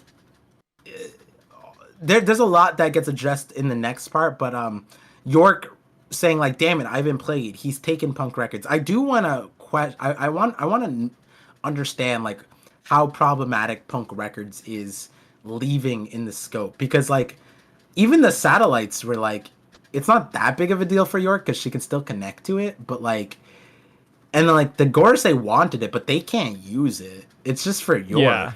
But like if York can still use it, it's not really a problem. Yeah, I don't think it's that big of a problem. I think it's just like not having it in your close proximity is kind of like upsetting. So I can see why they wanted Punk Records. Yeah. Also, shout out to York's gun. I thought the gun was kind of cool. Like, where was this gun when she murdered Shaka? Right? Like, this gun is so awesome, man. It's like it's weird, like black box. It has like the aim sight. Like, oh god, shoots a laser beam from far distance. Like, woo. I think Oda listened. Why? Because we were making fun of the gun. Like, yeah, the gun made no sense. Well, we Absolutely don't know. none. Like, what if it was a special gun though? No, we know it makes no sense because Oda changed it. Oda's like, it's not that big of a deal for him to retcon it in the volume like he's done in York the past. had the gun, and then we had the time skip where, you know, we beat York, and then the gun was gone. Maybe that gun was still her favorite, and we just destroyed it, right? We don't know. It was off screen. It doesn't. I don't care how much of a favorite it is. The none of it made sense with Shaka. Okay, how about this? What like if the gun bullet ate a Zoan Devil Fruit that could change size? This is Baby 5. Yeah, exactly. Yeah. York is holding Baby 5 there right we now. go. Like, see, now you're cooking. This is what Reverse Flash would have said. Actually, No, Baby 5 wasn't taken in, because you could have made the argument that Baby 5's Devil Fruit was extracted, except she went with Sai. Yeah. Right? Yeah, she wasn't captured. Yeah. Dude, Baby 5's Devil Fruit, low key, Vegapunk should have put a billion berry bounty on that thing, because the scope of, like, I mean, I don't know if you've made the thing, but like, her thing is she could turn into any weapon. She's a better version of like the most cracked version of, like, I think Momo or whatever from My Hero, who could just like pull out different like different things, but like it costs her money or something like that. Whereas like Baby 5, if it's a weapon, she could turn into it. Yeah. Ancient weapon? It really just depends on her imagination. Can she turn into an ancient weapon? Because like, yo, if Vegapunk extracted her Devil Fruit, oh my god. We could even put in the stipulation that she needs to be like awakened, but I don't think that's that hard either. Yeah. Like, listen, like, the thing is, Oda did take the other version of it, which was the dice fruit that can turn into any blade, and put it in Mihawk, right? If I was a scientist and I was aware of Baby 5, people would be questioning my motives, but I promise you, it's just for the Devil Fruit. I promise you, it, like, that Devil Fruit is cracked in the right hands, and you put it in the hands of the world's smartest. I guess like Vegapunk, York is considered world's smartest, but like York would definitely need that. Not need that, but like it'd be very useful. Baby 5 could technically have like laser beams and everything, man. Oh, yeah, forget the ancient weapons. Like she just has every weapon out there. Yeah. Like there's a world where she could just become a. But Baby 5, man, she just goes back to like a rifle and a bazooka. That's like, okay, like it could be way cooler. Yeah. It's like the thing, you know, like the meme, like, you know, girls see a broken guy and say like, I could fix him. I could fix Baby 5. You can fix Baby 5 real good. dude, this is, I'm telling you, bro, like they were after Law's fruit. They didn't get it. They put a 5 billion.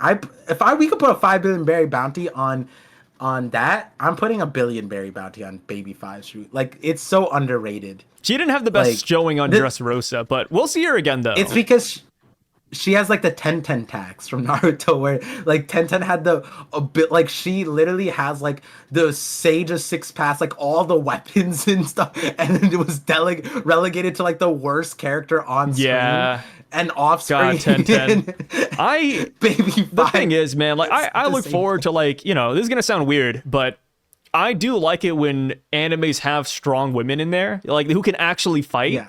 So seeing the potential But of mangaka like hate 10 and, you know, Baby 5 even, and it's like, dude, it's always so squandered, man. I don't know what it is. Like they always get tossed to the Mangakas curb. It's just, Like Chi-Chi, I for don't- example, like, for 'cause- Dragon Ball. Like, dude, Dragon Ball Saga, man, she was a fighter. What happened to her? Yeah, like Chi-Chi should like Krillin. Chi-Chi should be Krillin's rival for world's strongest man, like human. Yeah. Like Chi-Chi was out there like what, like the mountain god's daughter princess. Oh, and then like Videl. she was Yamato. Videl. Yeah, Videl. Yeah, like. Oh, dude, it makes me mad. You know, but the thing is, I do. Okay, this is gonna sound crazy. No, I don't even Say wanna it, say it, this. say it, I say don't it. even say. I like.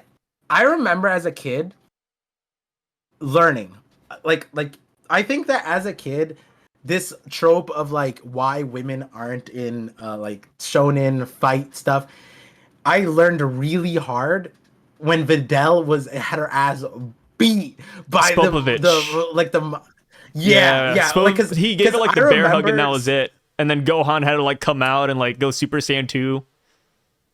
I remember this is a core nostalgic memory, and listen, this might be misogynistic, and I don't think my perspective changed. Like I remember before that day, and I remember, I think I watched it with friends. I had a bunch of friends. We watched Dragon Ball together, and I remember before that day, I always wondered like, damn, I wish these like girls in shonen, girls in fiction had more power. And then after that fight, I was like, this wasn't really fun to watch with my friends. Well, to like, be fair, Videl didn't have any sand powers though. yeah, and it was just brutal. Like there was like the thing is like I remember, I forgot, was I like 8 or something, 7, and I just sat there like I'm thinking if Krillin had it, if you swapped out Videl for Krillin there, I think like You'd feel less it bad. wouldn't have been. Yeah, well, I mean, that's the thing. this Like, is- nobody wants to see a women get beat that badly, though. Like, right? Like, for Yeah, a guy, that's what it's I'm like, saying. That's okay, like, you know, he's I getting don't- beaten. I don't know if that's misogynistic. No, I but was don't also think it is. And like, but to this day, It I'm triggers still, like some instinct, right? Like, you know, you think of your mom, it's like, okay, I don't know if I'm, you know, like if you put your mom in that situation, it's like, yeah, I don't think I want my mom to be like killed by Spopovich. Yeah, it has to be done. Yeah. like in a like that fight Like, was here's done a in a good way one, right? that you.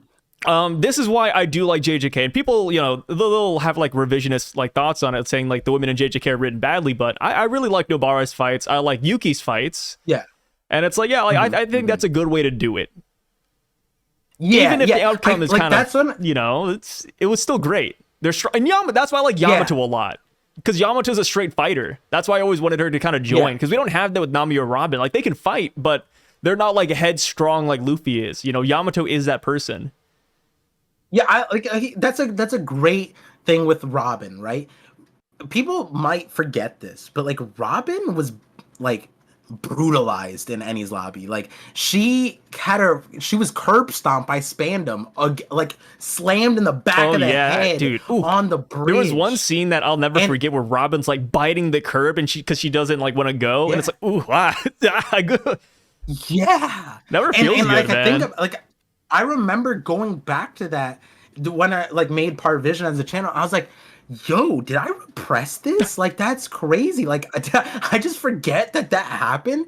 And like I think that's where it came down to, where like at some point in my brain I was thinking like, yo, Toriyama was like teaching people with the Videl situation. Like I'm sure that like they got pushed back as mangakas, like, why don't you have women fight? Why don't you have women fight? And then Toriyama did the Videl thing to like, hey, you guys want more of this? Because this is what the Z fighters large, aside from Goku, this is what they're gonna get. Everybody's dying. Everyone's like, literally every single person besides the Goku is used for Goku to like achieve Super Saiyan, and like everybody else to cry about to like achieve a new level. If you want more Videls, then tell me. Watch this episode over and over again and tell me you want more of this. And it's just like, no, please, sorry, please, I'm no so more, sorry. no more. No. Please stop beating her up. Yeah, that one, like, if you watch, like, because the anime had a thing about like stretching out fights. That was a fight where I don't know what the manga did, but my god, it was like, please. If I recall correctly, stop. it wasn't even like a 1v1. I could be like, forgetting this, but Spopovich had a brother who had like the draining key thing, and I think he was using it on Videl too. So it was like a 2-on-1. I was like, oh god. Or I think they used it on Gohan. Yeah, it might have been Gohan. Yeah, that's when Gohan. He showed up. And then someone wanted to stop that, like, Gohan from being brutalized. And the Super guys is like, no, let him cook. Oh, so I gotta say, that's like one of Gohan's best fits. Like the Great Sandman 2 outfit, A1 with the glasses. Come on, dude. Oh yeah, I love that. That was one of my.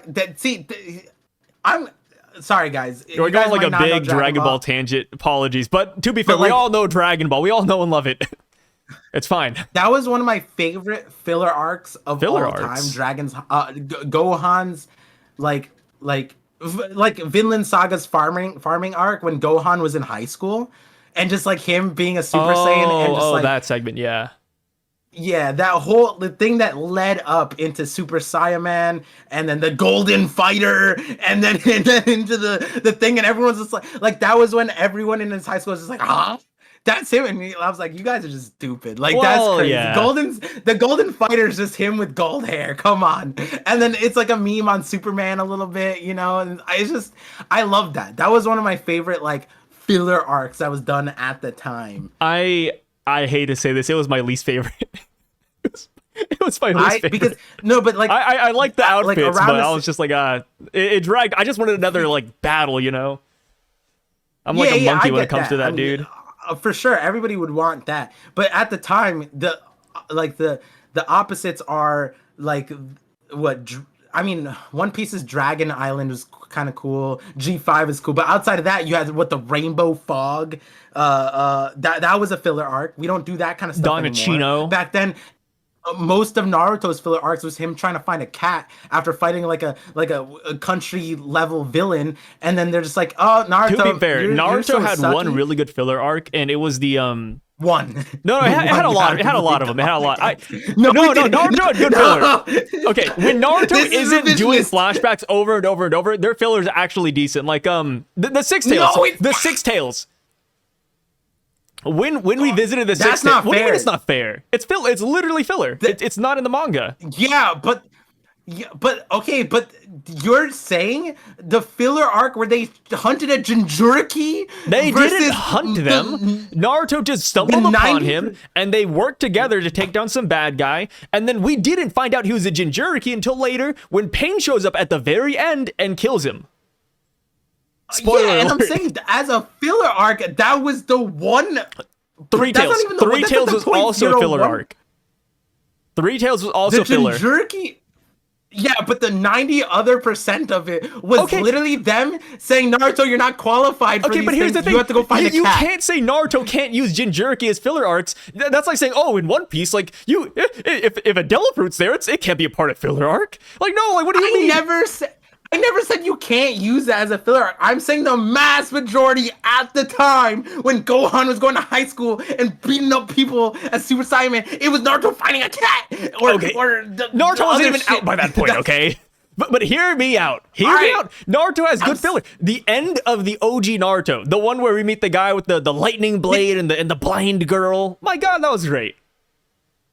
Yeah, like you said, that was way later. Yeah, but it's not fair to compare it to Dragon Ball, which was well before all of this. All right, the closer filler arc for Naruto to what I'm talking about are cat. All cats. It was like 5 years, 6 years into Naruto, and they're like, yo, we can't keep hunting for cats. Naruto's way beyond cats now. All right, hear me out. Let's throw Dragon in Ball some filler. There's one really bad one out there. It's the Other World Warriors arc. Hey, Pycon, who cares? Give me Piccolo.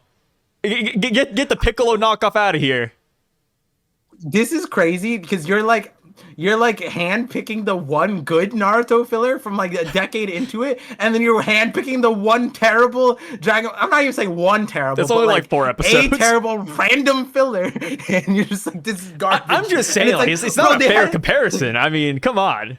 All right, if we're doing this, GT, the greatest filler of all time. GT's good. GT has good villains. I don't know who we're talking about. Me neither. We're just arguing. Damn it. One Piece filler. One Piece filler could be way better. They need to do better, man. Like, let me tell you, I didn't like the Rainbow Dragon arc in One Piece. I didn't like G8. The Rainbow Dragon? I like Dragon Island. The ship, the Worship Island. Yeah. The ship I hated that. I thought that one was okay. I mean, okay. I don't hate it. It's okay. That's a better way to put it. At the time, it wasn't liberally. Like, in the progression of One Piece, it wasn't like I think the biggest knockdown is it came off of like Logia's, and then we just like got like the random sickle dude, and it's like, all right, did you forget the first filler arc? The Rainbow Mist. That wasn't the first. Was it not? I don't. Hey, it was in the same era though. It was around. I think Rainbow Mist was after they got into the Grand Line. One Piece filler arcs. I think the Warship one was like the first filler one, aside from Kobe. Oh god, the website I'm using doesn't list them by by year. Oh no. Oh no. Okay, just keep on going. No, I was gonna say I think the Warship time one was like the actual arc. There might have been filler episodes. Yeah. Logtown doesn't count because those are canon, just anime canon, because Oda wrote those. He just couldn't fit them in the manga. To better for worse. And then the other filler, I don't remember if they did the Kobe stuff before they did Logtown. It would have made sense. Oh no, wait. I'm trying to remember when they did the Kobe cover story. They actually don't list the Rainbow Mist as a part of filler? What? Huh. They definitely do. No, they don't. What? They don't. I'm on the wiki right now. So it's Warship Island arc, and then we have Post Alabasta, which I gotta say, they don't list Post Logtown as filler. Rululuka Rainbow Mist Island arc. Fourth filler. The fourth filler? Rainbow Mist arc is the fourth filler, yeah. Oh, sorry. I forgot. It's called the Rululuka Island arc. That's why I didn't recognize it. I was looking for Rainbow Mist. One more time? Rululuka. What the hell is Rululuka? Was that's the island they were on? I didn't even know. I just remember the Rainbow Mist, which, hey, hopefully you guys have watched all these fillers we're talking about, or you're gonna be like really lost, but Rainbow Mist, like the concept of it was, I think that's related to like Laugh Tale. Oh, same with Warship Island, in my opinion. Yeah. Warship Island and that one were huge ones, I think, like concepts from them. Just to give people the TLDR if you haven't watched the One Piece filler from like, a long time ago. But Warship Island, there's a thing called like the 1,000-Year Dragons, and this little girl's looking for one, or she's looking for the island of the dragons because she has a dragon with her and she wants to take him home. And we come to find out that the Dragon Island is hidden behind like some weird, like invisible force field. And also, not exactly. Or one of the islands is, but we come to find out like the main island they were already on, just like the water like rises or lowers, right? Is that so? What it was the Navy was hunting the girl. Yeah. The girl hides on Luffy's ship, asked to be taken back home. She was sold to the Navy for, I forget reasons, but they were like starving or whatever. And everybody on that island are descendants of the 1,000-Year Dragons. And they escaped from, I think, a separate island. And they are now on this island from way back in the past. Like, it's not recent or anything. So that island that you're talking about that's like invisible or whatever, that island we don't know about, but the descendants are all here, and the Navy is searching for a dragon because from the dragon's horns they can get like an immortality thing from it. But what's really important about that arc, if you go back and watch it, is that they forced a dialogue from one of the old people, like the Sukiyaki of that island. He tells us this like crazy lore dump about the thousand-year dragon, about like a tree that's branches all were wishes in the sky that people reached for or something like that. Just like the craziest lore dump. Like it's literally like 5 minutes and the Straws are just sitting there falling asleep to it. Um I haven't watched it recently, Yeah. but that's kind of the gist of it. And then like Luffy meets the dragon. He uses voice of all things. He can talk to the dragon. The girl can talk to the dragon. It's kind of like Skypiea a little bit. So that's why like elements from that thing ended up being shown in Skypiea. And then you gotta wonder, it's like, why was this dialogue so relevant to the story in a weird way so early on in One Piece? It's like, yeah, I'm sure the filler guy who wrote the filler did that all by himself. No, like Oda definitely, because he does that for all the other things. He gives them notes. We saw that with Film Red. He gave like the guideline of the story, what's important, what's not. The guy who did Film Red knows the ending of One Piece. I'm not saying that's the case for this arc, but like, hey, that dialogue bubble or dialogue sequence definitely. Yeah, and then I just like the island thing where like that's where the dragons were hiding. You know, they had like a hidden place that you had to sail into it to find it. Like it did. You couldn't on the top. Yeah, you couldn't see it from like afar. No, I'm talking about like the invisible island, like the one with like the force field around it.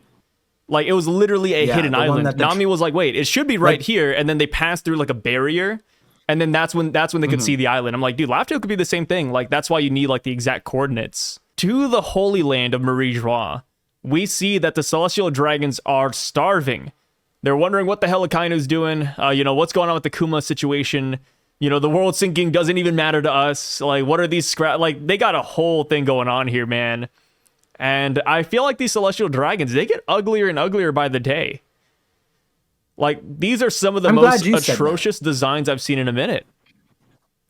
Yeah, no, I forgot I was a family friendly stream on the live reaction, and I was like, what is this guy's mustache? Why does he have pubes for mustache? Like, this is crazy. Yeah, it's insane. And yeah, like I don't think I've ever seen a mustache like that. I feel like Oda had fun drawing these guys. Like, he's just busting up laughing. I feel like the Celestial Dragons, like, eventually he's gonna start just drawing real life people as Celestial Dragons. Yeah. Just ugly, like, you know, the caricatures, like if you go to New York City or whatever and you get the couple sit down like, oh, they do a painting, and then it's like the ugliest version of them because of the character thing, and you see like bad reactions or whatever, or people who laugh. I feel like that's what Oda's gonna do eventually, and he's gonna like do I don't know, like an Obama, like, you know, just random Trump, you know, just various. Oh, well, Celestial Dragons, you need like a lineage. Oh, like Vanderbilt, the Kennedys. Oh, RFK. Oh, that'd be a crazy Celestial Dragon line. Yeah. Oh yeah, easily. Yeah, just a bunch of those. You know, like the Japanese royal family might be there. Who knows? Who knows? A bunch just of them. draw them up. So one of the Celestial Dragons, he orders beef, he gets fish, and then he just shoots the chef. And that was a crazy way to. It's a crazy die. I mean, that's what I was staring at this whole time. I was like, oh yeah, we just watched a guy die, man. Like, I wonder at one point will they resort to cannibalism? Like, if they do run out of food, if the Holy Knights can't get any, if Imu can't get any, I wonder if they'll just start eating all the slaves they have. They probably will. I think that'd be kind of interesting because, like, not like in every fantasy show. But in some shows, like whenever characters resort to cannibalism, they'll get like some kind of weird like power up or transformation because of it, or like something always odd happens, right? Like think back to any show that has cannibalism. Like the people who eat other people never turn out fine. So it's like I wonder if like they eat people and they get like stronger or something. They start getting good looking. Yeah, they get good looking. We get the best timeline versions of them. It is interesting, yeah, because like they're eating fish, and like people start putting out theories, and like I had two theories. Well, one, I was saying that one of the theories recently about the red line, I was saying that during the shortage, that if the theory has legs to stand on, then it might be that they start eating fish, and that might be the only thing that they have to serve, which is interesting. I'm not saying that that's the case here. We don't have much to go off of, but like if, and we also don't know if they oppose eating fish. We don't really get that inkling. But I did have a video a long time ago that the celestial dragons do have like a weird fish kind of like connection. Like they kind of like fetishize fish. And then they also have like Mosgard, when he went down, he had some weird, like he survived. He was the lone survivor underwater of a shipwreck where it's like even the Straw Hats would have died. Like that's crazy, and he survived that underwater. And it's like who the only people who could do that are fishermen. So it's like, and so I was like, maybe there's like some kind of fish lineage thing here.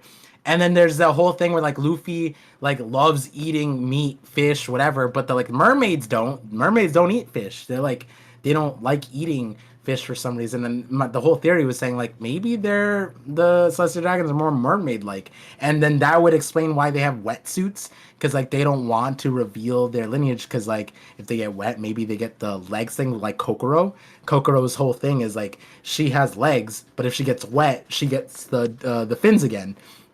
And then Oda wrote in that extra crazy thing where it's like at the age of 30 mermaids fins split into legs, and it's like that's random. And you know, maybe Oda does something with that. Maybe like the thing is Oda has done crazier stuff with hybrids, and I feel like the hybrid stuff, you go 800 years down the line, you breed them, you could get a really crazy explanation where there's some kind of fish connection here. But other than that, the only thing to take from this is, yeah, they're probably going to start eating and people. Plus they got like the whale tail haircuts too, which has been a thing. And I always thought it was kind of interesting when like they had the sapphire scales. Like it almost sounds like that might be something fish related. And plus we do know that the Eve tree exists atop the red line, and if that sucks, so the way the Eve tree works is that it absorbs sunlight and it shoots it down to Fishman Island.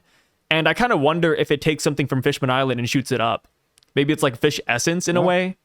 Maybe that's what gives him the haircut. I don't know. But yeah, the Eve tree is still like a mystery, so we don't know too much about it, but I think something definitely is weird going on here with fish.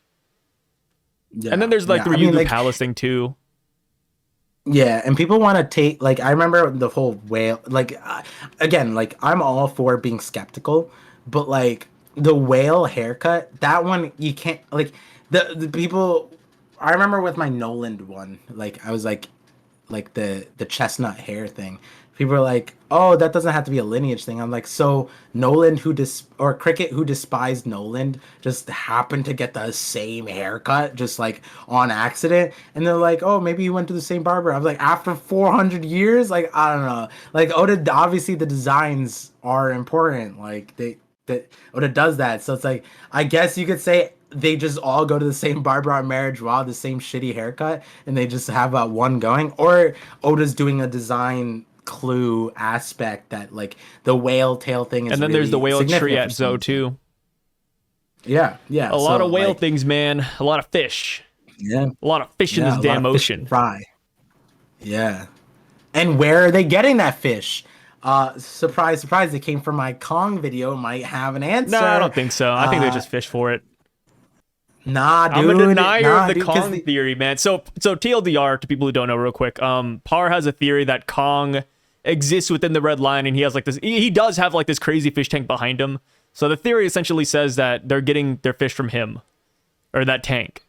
Yeah, because half of this chapter is even like, oh, the celestial dragons are up there. No, Kong doesn't exist. Like, they're away from the ocean. Garling, he walks into the room. And it's not a theory that he's in the red line. It's not a theory that he's in the red line. It's confirmed. All right, old 100%. Man. Time to put you down. Bring out the real Par again. You just hate Bring Kong. out the real Par. Yeah. Okay, so the room of authority. Garling walks in. He says, hey, I got new orders. You know, they've been bestowed upon me. Orders from who? What are you saying? Tread lightly. And then he says, the Vegapunk known as York shall henceforth be under my purview, as I was just named the new defense science warrior god. I love what he says. He says, let's work together to better the world, my fellow elders. Yo, the aura on this guy. The aura. It is insane. Garling, were you shocked when you read this? Oh yeah, I like shocked in a like not that like I thought that this was impossible. Like the Gorosei replace, like all that. It's just like the sequence of events because we just saw Saturn and he's posted up. He's Yeah. like reprimanding. He's talking about the scope of it, and then he has no inkling. And then Garling walks in, and the thing that I was shocked about first was the disrespect. The Mars was like, "You forget yourself," and then they're like, "What are you saying, Garling? New orders from whom?" And they're like, "I'm like." Who I don't even know who says this. I think as a group they go, Garling, what do you think you're doing here? I'm like, my man is the supreme commander of the whole United States. If there's anybody who's allowed in this room, it's That him. is true. Shanks, no. Akainu, no. Like Luchi, no. Doflamingo, no. Stop that. No, none of those guys should be here. This guy. Don't question why he is here. I was happy to see him, and they were like, "You forget yourself." I'm like, "You forget yourself. You got your ass handed on egg, and you have the audacity to say this to him." And then he walks in, and I just pulled out my sunglasses because I was like, yo, his proportions are wild. He's holding his own glasses like they're toddler glasses. Because, like, they're his glasses, but his hands are, like, holding them like Shaq is holding a water bottle. You know, have you ever seen that? Where, like, hands Shaq are massive, bro. Yeah. Yeah, and, like, they're looking at him, and they're saying this stuff. I'm like, how are you not afraid of this guy? He says, the Vegapunk known as there shall henceforth be under my purview, as I was named the new defense science warrior. And like the order that he has, right? If I knew him, Supreme Commander, I've seen him grow up, right? Because the Gorosei should. They saw him at God Valley. They saw him as a younger person. And like, there's no shot that I would ever hold this kind of like like animosity or like I would be friends. I'd be, and then for him to say I'm the new science, I'd be like, yay, thank you. Like I would not be trying to push this dude's buttons. And then if he told me he's a scientist, given how strong he is, like that's the thing. He should. Okay, people are gonna be like, Par, you're glazing this guy just like everyone did with the Gorosei, and then we got disappointed. No, this guy is Shanks's relative. I'm sorry, that's enough tax. Like they come on. If there's any character that gets a relative tax, it is Shanks's forefathers. Whether it's his father or grandfather, it's the man that was on God Valley. This guy, the supreme commander of the Holy Knights, that seemingly has the meritocracy to be strong. That guy he has an Admiral build. He looks like he beats. He looks like he made it there with his own two hands. If that guy is so strong, like, and he tells me I'm not questioning. If Whitebeard came down and one day told me he's a scientist, who am I to say no? And honestly, it's all about appearance too. Like with the Gorosei, right? Like before we even saw them on Egghead, right? Before we saw Saturn or anybody else show up here and display their powers, I was like, hey, like they're geriatric, they look kind of lame. Like I'm not expecting too much, but I wanted to hold out for them. I did. But I didn't have that feeling with Garling. Like, the minute we saw him posed up killing Mosgard, which has been confirmed in the Vivre card, too, that Mosgard's just dead, which is kind of crazy. Yeah. But, like, the minute we saw Garling, I was like, oh, dude, this guy's powerful. Like, it's not like, it's not my reaction when I saw the other Gorosei. Like, it was like, oh, like, these guys, old guys in a room, like, maybe they haven't fought in 100, 200 years. But for Garling, like, this guy looks like he puts in work. Like, you could tell Oda, like, he cherished this design. And maybe, you know what? You just said something that kind of like the difference between Garling, that Mosgard execution, is that parallels with this chapter crazily because Saturn didn't kill Doberman. And like, but it would, I'm not saying that Doberman did something so disrespectful regarding needed an execution. Maybe Vegapunk, Saturn couldn't just straight up kill him. He couldn't do that, which is crazy. Do you think Garling would fail? If we replace, right? You put him down. Warrior Science.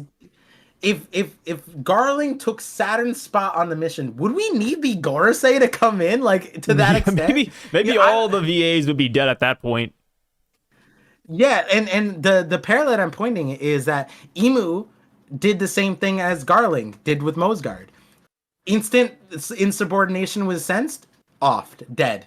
You know, like the moment the Imu sensed Joy Boy's haki and connected the dots, because Imu apparently is smart enough to figure out like Joy Boy's haki, where could it come from? The Iron Giant. They talked about the Iron Giant.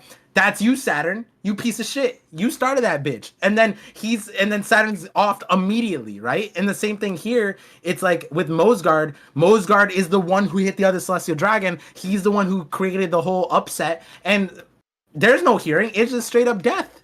Mosgard was like, I'll take responsibility for it. Oh yeah, and that's another thing. Mosgard and Saturn both were like, I'll take responsibility for this insubordination. They took it. And Imu and Garling both slated that out instantly. Instantly. No shot, no. And that might be saying how Garling is like the closest person in regards to Imu. Maybe being that fresh, that new makes him more related to Imu in more ways than one. And it's kind of interesting to see like the others' reactions, like Jupiter, for example, right?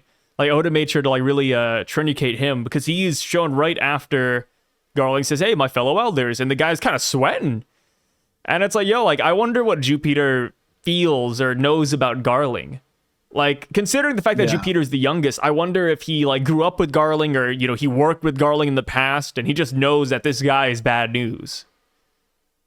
Yeah, unless Jupiter has the exact same story with Garling, but even, like you said, even if it has the same one, the reality is Saturn, given Saturn's precedent in this thing, where 200 years ago he was the same age, right? We don't know when Jupiter was included into the Gorosei, but his age is locked in, and it's already been so. It's likely that all of the current Gorosei have seen Garling the last 38 years, and let's just say Garling is, 78 or whatever. They've probably seen his entire lifespan, and so they probably know him really well. And to the point where, like, again, I can't read into the tone. I don't have the kanji in front of me, but the translations here, it almost felt like the last line that Garlic said, "Let us work together to better the world, my fellow." It almost sounded like patronizing. Oh, 100% it's patronizing. I mean, the way I feel it, right? Yeah. Like, obviously, it's not, we don't know Japanese, but the way it feels is that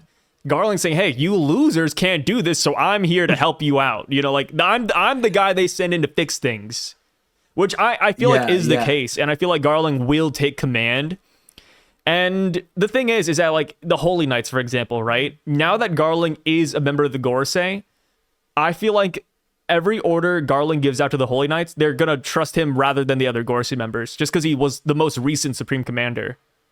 Like, I feel like he does control the world government's might, and he's going to be swinging his meat everywhere, and they're just going to have to follow.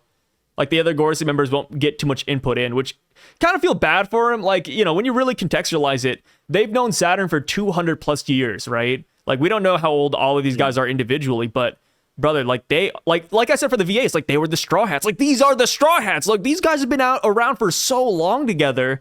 So to learn that Saturn has died and that Garling is now sitting in his chair, throwing his feet up, that can't feel good. This probably feels horrible for them, which I can understand why they're like, oh, like, Garling, what are you doing here? You know, like, they're waiting for their friend Saturn to show back up. And then instead of Saturn, it's Garling.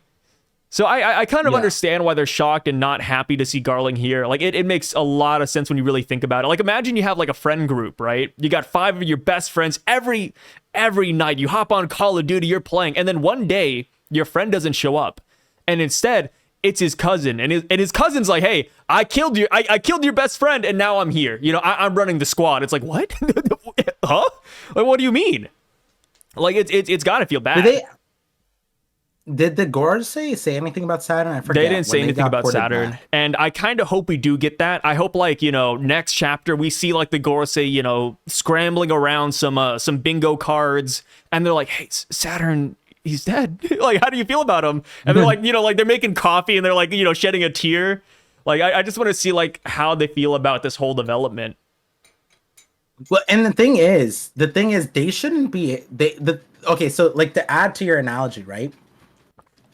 The analogy would be they're getting the Call of Duty lobby, and they have a goal as a group, and that goal is to win a tournament. Yeah. Right? And they find out that their rival team was funded by one of their Discord members. And what I mean by that is like if they find out, like they should also be upset with Saturn a Oh huge yeah. amount because Saturn went above everybody's head allegedly. From what we can tell by this chapter, it was Saturn and But Saturn it's like alone you that said, brought with back the best of Emmett. intentions though. No, but not like. But the thing is, the best of intentions, but also like it's this. The way they should regard Saturn is the same as Vegapunk. Yeah, I mean, he was curious, man. Like, 200 years, you got to give your homeboy a pass. Like, yeah, he just wanted to, like, discover some things. And that's the irony because, like, from again what we can tell, Saturn was the one who's just like, Clover, you're so foolish for searching into the past. But here's Like, the difference, though. Like, Saturn's a Gorosei member. Like, I feel like he probably felt like he could study the past and it would be no big deal. Which I agree to a certain extent, Yeah. right? Because like he was doing devil fruit research. So, Yeah. Like, where are we Imu sanctioned drawing it, the line? man. Like, he probably just thought he was doing his best, like doing his homework, eating his Did vegetables. Imu sanction that? Did Imu sanction that? Because now we don't know. We don't know how much Saturn was doing solo dolo. Because like okay, Venus, right? When Venus was on Egghead and he started fighting Bonnie, when Bonnie pulled out Nika powers, he was like, "What the fuck? What the fuck is this shit?"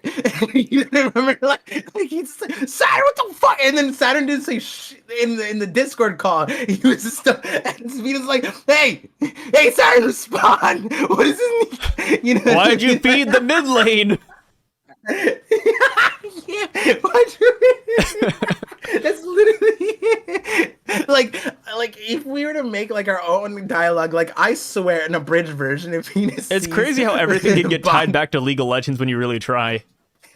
It's just like, yo, you fed so hard. You created a faker in the mid lane. No. And the thing is, like, was it Venus and Mars, right? Mars saw it too, because like Mars got blasted by Mars Bonnie saw it. in Nika too. So Mars is like the mid lane traveled to bot lane, and then it's like, the fuck is happening? And What if they already knew though? Because they didn't say anything about it, right? So maybe they already knew. Maybe Saturn already filled them in and said, "Hey guys, whoops-a-daisy, Sun God Nika might be a thing later." I'm waiting for the dialogue bubble where like we find out that the devil fruit things was just like the scientists like, but we had orders to scrap all of these devil fruits, and Saturn's like, don't worry, I'll take responsibility. And then he doesn't even fight her. He doesn't even fight her too. He doesn't fight her while she's in Sun God Nika form. He's like, "Hey, my responsibility's over there, guys." And wait, no, but then and also it's the same exact like storyline because he had Bonnie in his arms and he could have just went. He could have just ended it right there. And he's like, "Vice Admirals, do it." And it's like that's the same thing with the Iron Giant. He's just like, "Don't worry, I'll take responsibility." Doesn't take responsibility for it, and then delegates it to scientists that had like no knowledge, know how to do anything with it. And like he's dealing with the offspring of a god, like in the way where Emeth is related to Joy Boy. Bonnie literally has the embodiment of Joy Boy in her, and so Saturn.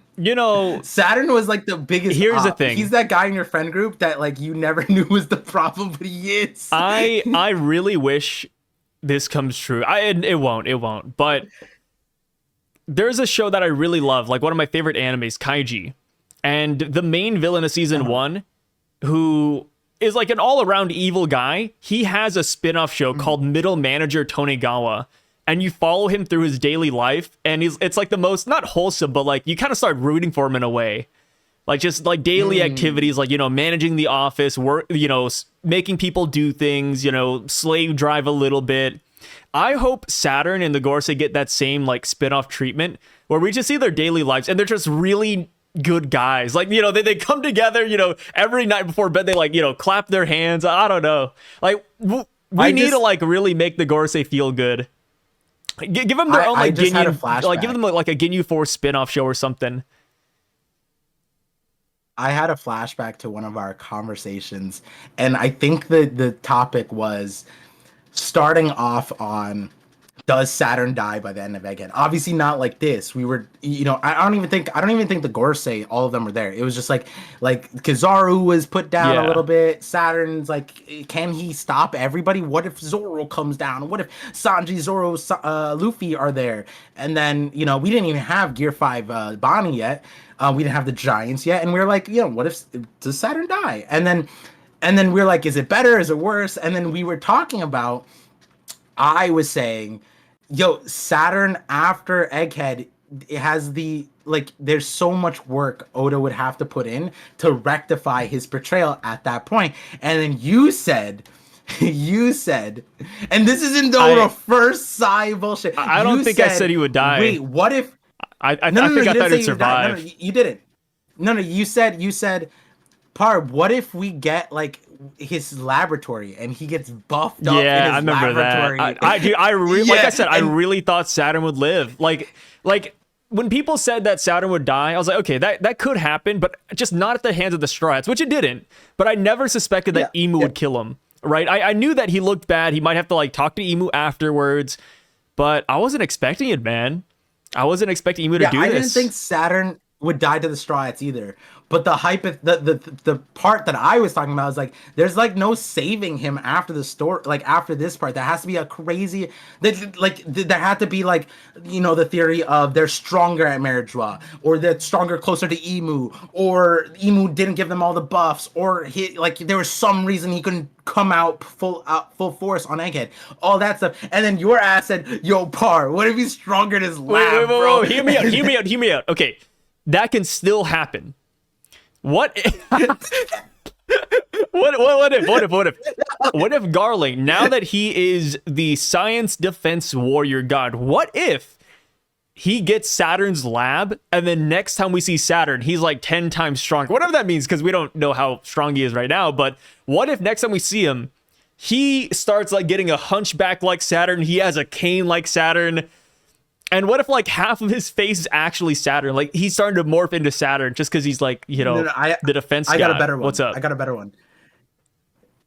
Garling goes to his lab, Saturn's lab, and he ends up like Franky is to Vegapunk. Franky going to Vegapunk's old lab and be like, "Wow, Vegapunk is so cool!" And then everything Saturn's, Garling's the #1 Saturn fan. Yes.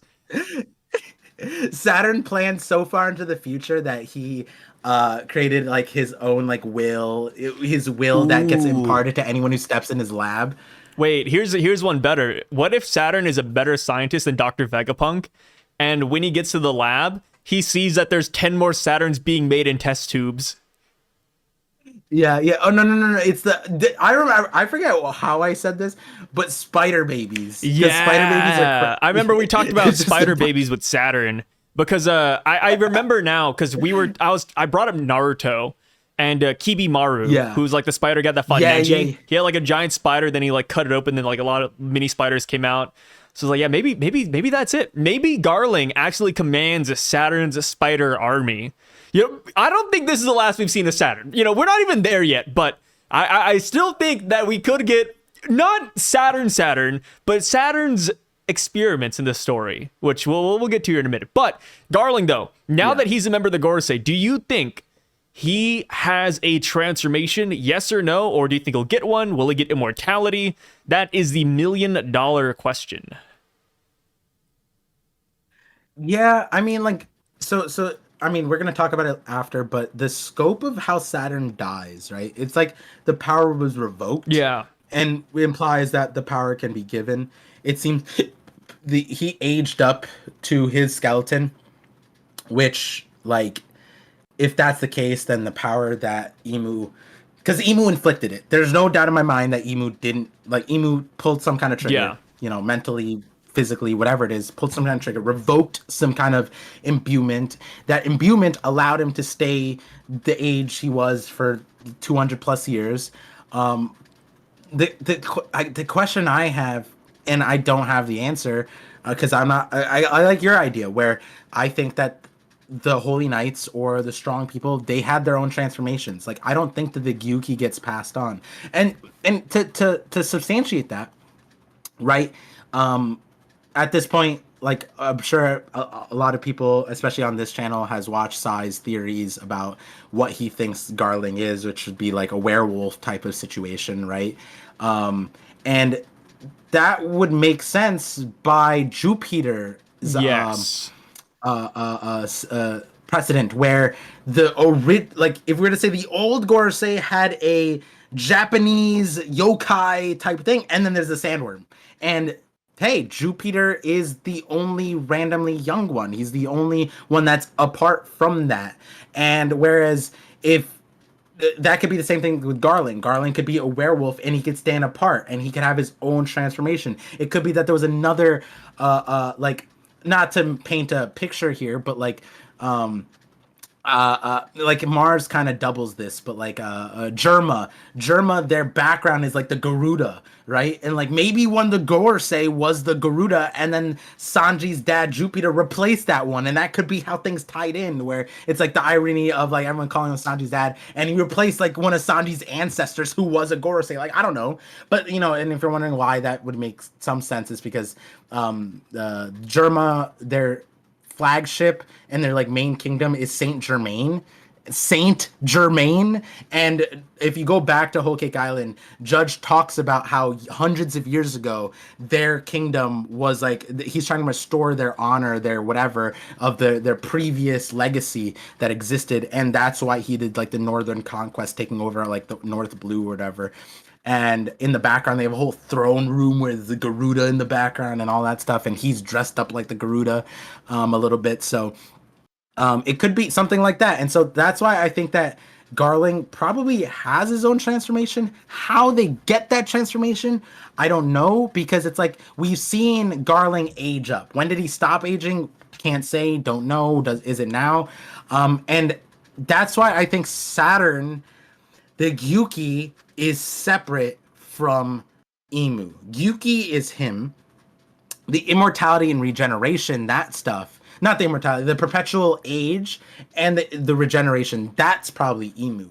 And I think we can separate the magic and the teleportation out, because it felt like they were doing the magic and they were teleporting and they were in control of that. So, but maybe Imu imbues that. Maybe now Garling has access to teleportation, regeneration, and his age is locked in. But I feel like he has his own transformation. That's where I'm mostly at. Yeah. And for me, like, when it comes to these transformations as well, like, you can even look at Warkari. He's the Hoki, which that's how you say it in Japanese, but it does stem from Chinese mythology as well. So I don't think Oda's afraid to like just tap into every kind of like popular monster out there in the world, like you said, because we have the sandworm right here. So I do think that the chances of Garling being something else from a different crop of monsters, it works. You brought up a great point with Garuda. Maybe there's a Garuda in the past. And then we also have Shanks. And in my theory, I kind of talk about how Shanks is, if he stayed with the Celestial Dragons and if he was a Holy Knight, he would have a Griffin transformation. And, that's shown because, Shanks has a sword called Griffin. And plus, whenever he attacks, the anime actually did this with the, Shanks versus Kid fight. They added in the flavor, but they showed Shanks' attack taking the form of a Griffin as well. And I talked about that well before that even happened. I used Film Red as a reference because when Shanks attacked, it took on the form of a lion. Or it was a lion or eagle. Luffy was the other one, and then they combined together to make a griffin. So I do feel like if Shanks stayed, he would have been the griffin. And I feel like all of these Gorosei members, all the Celestial Dragons who become Holy Knights, they all have like a specific mythological animal that they would become. And for Garling, I do think he will be a werewolf or a lycanthrope, whichever one sounds cooler. Maybe Oda does want to say werewolf, so he's like, oh, he's a lycanthrope, the correct term for it. And that does tie back, because lycanthrope actually ties to Jupiter, actually, funny enough. I did some research on that, and Jupiter, what happened is, if I remember correctly, the god Jupiter is the one who made the first lycanthrope. He turned King Lycan, or King Lycaon, into a werewolf as punishment. So that could even explain why Jupiter in this chapter is kind of like, this guy, because lore-wise, lycanthropes do stem from Jupiter. So I think that could work pretty well. There's also like a Power Rangers villain that is called Crescent Moon Man. and he has the power to create werewolves, and I'm like, oh dude, it's here. I see it. But then again, I'm in my own echo chamber, so you know. No, and another thing to add to that is that Oda had and it was the context was in Road to Laugh Tale. The context was surrounding the Gorosei, and it was referring to Shanks as a sleeping lion. Yeah. And so like the sleeping lion, maybe he hasn't awakened this yokai type of power purposely. So like it might be that he's purposely not doing, like, you know, I'm not saying it's like a baptism of some sort, but by being in the Celestial Dragon realm and the Holy Knights, maybe by winning the cleansing event. Maybe that's what cleansing event could also refer to, right? Isn't baptism like a cleansing of some sort of, I don't remember what baptism is supposed to do, but like the point is that you need to do it some with sins and cleansing and whatever. But like it might be that like as a result of winning the cleansing event, you get some holy water type of thing, and then that holy water cleanses you and awakens you towards your primal, like kind of like a reverse Sulong type of thing, where it's like a moon lion, but like moon other yokai type of thing, right? Like it could be something along those lines. And it's honestly not that like different when you kind of think about it. Like the minks literally look at the moon and turn into giant, like they get bigger and they get stronger and they start getting gear 5, like floating white hair and insane powers that don't make real sense. Like Carrot turned into Superman in that Whole Cake Island little spread. Like she became a one-man army that even the Strats are like, yo, the fuck? Like this is crazy. Jinbei was just staring at it like, is this the power of a god? Like literally straight up just looking up at her like that. And like that's kind of like the Gorosei got something similar, just the opposite.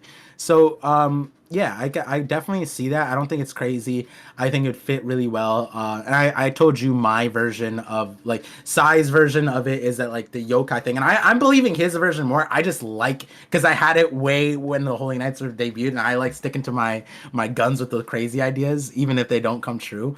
But like, there's a lot of ways it could go down, especially if you consider like Shanks's plight, where it's just like, well, how would he awaken? Why doesn't he want to do certain things? Is it because like if he completes these milestones, then he awakens to it?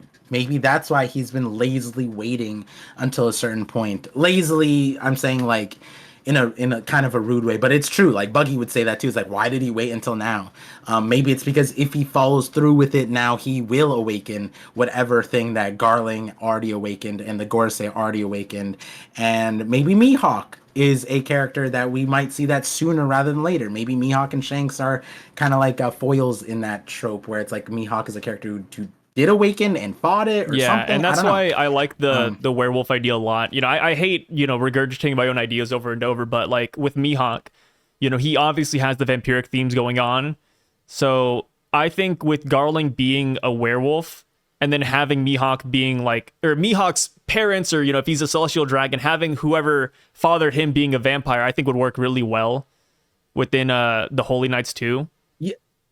Yeah, I was thinking about it too, like, you know, because in Mihawk's case, having the crosses, and I think you've brought it up, like that could be a way to suppress it, right? Like being in the coffin, like there's certain things that like he could be doing to suppress the yokai thing so that he can stay just the world's strongest swordsman and like do that without like any yokai buffs or any connections to Imu or something like that, right? That could be a version of what we're talking about or what you're talking about. But with Shanks, maybe Griffin, some kind of anthropomorphic lion power Sphinx. Maybe, because I don't know, the Sphinx would be kind of crazy. Sphinx would be kind of crazy. Yeah, I think when we meet the Holy Knights, we're gonna see like a whole crop of monsters, man.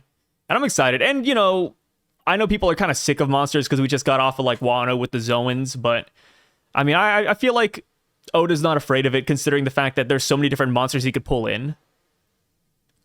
Yeah. Like I was thinking the Sphinx has relation. Sphinx is a lion man that relation with the moon.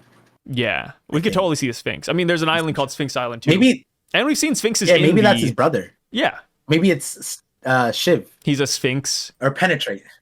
Yeah, Yeah. maybe he's a Sphinx. That'd be Yeah, crazy. stab, penetrate, shank, whatever you want to call like Shanks's like metaphorical or theoretical brother. Yeah. Yeah, Yeah, I yeah, wonder what transformation like the Holy Knights are gonna get. I think they're gonna be a lot of fun to play with. yeah, yeah, So going down though, we see that Saint Saturn is choking out. Well, not choking out. He's like spitting out, exuberating like all of these crazy black smoke effect things, and it's insane. Like, in the spoilers, they describe this as black fire. I thought it was black fire at first, but now like I'm looking more into it. I'm like, no, it's like his soul. Like it's like black magic. His essence is like leaving his body. And the craziest part is that in one of the panels, you see like these two faces like leaving. You have like a smiling face and you got like another smiling face right above it. And it's in the panel where the vice admirals are getting blown back. And it's like, I wonder what that is. Like, is that like what kept him immortal? Is that like the Gyuki, his Imu's powers? Like, what could that be? Like, there's so much mystery with this. And I feel like everybody I've talked to have been like, yeah, I don't know what the hell this is. Like a lot of people, like, they're like, hey, I'm not going to even take a stab at it. Like, this is crazy. yeah, yeah. I like for me, like, because I have the shadows theory. To me, it's like this could be shadow related. That could be why there was a whole emphasis on Moria. That's why Blackbeard has a huge, like, emphasis in the story. Period. Yeah. The darkness, that shadows aspect. It's like less like souls, but like when Big Mom pulls the soul out of the body. It's kind of like that. So like if Moria has depicted, like if you combine Moria and Big Mom in a way, you made that Imu's power. But it's like a shadow with a soul. That would be kind of like what a devil fruit is, right? A Zoan devil fruit. So like maybe that is the Gyuki. Maybe the Gyuki is being forcefully ripped off of him. Ooh. But Oh, I what was about to happened? say, like, imagine it's like a shadow phantom, and that's why they call that room the Phantom Room. Maybe that's where they get baptized and get these powers. Yeah, yeah. It could be, and like as a scope of like because that's where it's kind of on the fence. Like, does Garling just get these powers? Like, if Emu's revoking it, like then like the Gyuki just never shows up. But that's where it's like I think it's incorrect. I think the Gyuki shows up again, but it might not be Saturn, and that's where it gets interesting because like here's the thing about like these like I mean we've talked about this for so many characters, but like Luffy, obviously it's like which part is Joy Boy, which part is Nika, which part is Luffy. Does when Sabo eats Ace's the Mera, does Sabo's demeanor change more similar to Ace? What we know, or what we get the idea, is that the devil fruit contains lineage factor, contains will, but that's a Logia. Does that go into Ace and then change his demeanor? Or did Ace having it and dying with the fruit the way he did, does his will now recoat the Mera? And now does Sabo carry it through the devil fruit? Is that how it goes? Because then it could be that, like, hey, like, what's stopping Imu, right? If Imu's revoking the Yuki and Imu fights in the last saga and Imu has all ridiculous powers, what's stopping Imu from pulling out a Gyuki, becoming the Gyuki and using the power in some light? And like in this headcanon, it could be that when Imu does turn into Yuki, like a part of Saturn will is like resisting or is like fighting back because of some kind of like realization of studying the future, studying Emeth, studying all this stuff. Maybe that's why he sandbagged a little bit, like with Vegapunk. I'm not talking about Egghead, but like Vegapunk saying like, don't pull a fast one. But like when you really think about it, he let Vegapunk pull all the fast ones. So like maybe there was somewhere deep down that he was like, there's something weird about the Void Century. Let's let Vegapunk study it. And then Vegapunk studied it, and then now Saturn's like, And then it's like, maybe there is mutiny. Maybe there's something like that. Maybe it comes from Saturn's will. Like when this thing gets exorcised from his body, maybe Saturn goes with it a little bit. And now Emu's partially corrupted. If you were to think about it like a Punk Records type of thing, where it's like the same idea of like York and Lilith and all the satellites being connected to one hive mind, and like them being able to like affect each other as far as like being knowledgeable of each other, and maybe even personality switch. Maybe Imu has that kind of thing, and that's what's happening right now. Emu's taking like the memories or the power, and it's going to a hive mind type thing that Imu controls. But at the same time, maybe Imu gets slightly corrupted by Saturn's participation, and maybe Imu's already been slightly corrupted from a past situation. If Jupiter replaced somebody else, maybe Imu's current situation is affected by that person. Maybe Imu has been affected from the start of the Void Century. We don't really know, but we do get that inkling, and again, this goes back to like the Joy Boy records and this previous punk record idea that like if the world government started at a precipice point where they had some kind of hive mind or they were affected by it, Jinbei's words to Vegapunk ring really loudly, where he said like, "What if there's that one guy who messes it all up?" He kind of said something along those lines. It's like, hey, maybe that happened to Imu. Maybe the current predicament is because of that, and we don't really know. And that could further substantiate, I think, a lot of people's growing sentiment is that Blackbeard is the final villain. Maybe that continuously goes down that line where like Blackbeard's more of like the true essence of the thing, and Imu is a corrupted version of like what Blackbeard is currently. We don't really know, but I'm just saying things at that point. But like there's so much going off of what we see off of this stint of the chapter 2. It's so crazy. Oh yeah. The faces, the smoke, the Vice Admiral's reaction, the action at a distance, the sequence of events where Saturn wasn't even given like no foresight. He's just dying randomly, and he's like, Yeah, he lets out the Imu. If the Vice Admirals know who Imu is, if they piece this together, I think that'd be crazy. Like, they already have the Doberman thing. You add in Imu, and they're like, wait, Imu? Like, who's he, like, who's this guy talking to? And then if they have the same knowledge as Ivankov, who, when Ivankov heard Imu, they immediately were like, oh, you mean Imu Nerona? Like, that king from, like, 900 years ago? Like, if they piece this together, these Marines could be, like, a turning point. Yeah.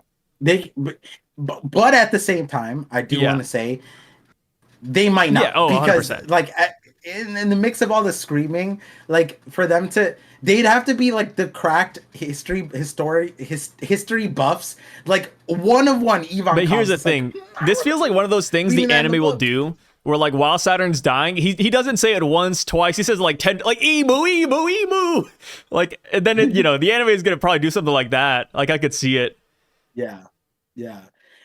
And but like at the same time, it's like this knowledge of the Celestial Dragons. It's like Cobra knew, and Ivankov knew. It's not that many people, both of which are kings and queens of their relative nations.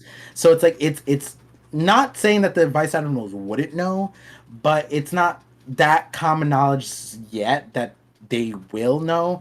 And then contextually, like they'd also have to be like big, not big brain, but like sizable brain to like decipher in the middle of death screaming. And I remember yesterday you're like, oh, this isn't that horrific, and then I think we both like reenacted the screaming and play-by-play of him, and I think by the end of it, burning, we said that on the pain exploding scale, Saturn probably felt like a 2 out of 10.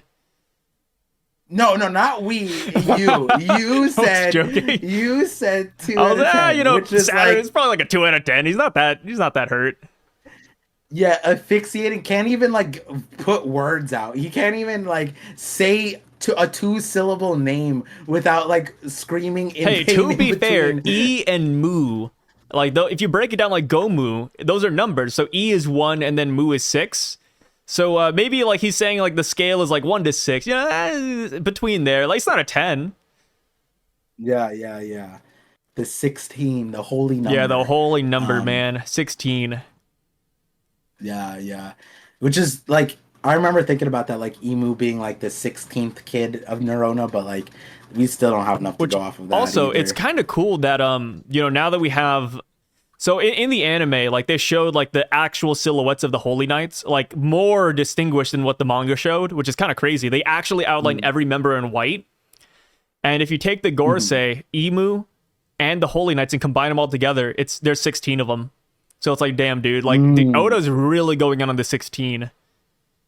Yeah, he's not holding back. 16 is yeah.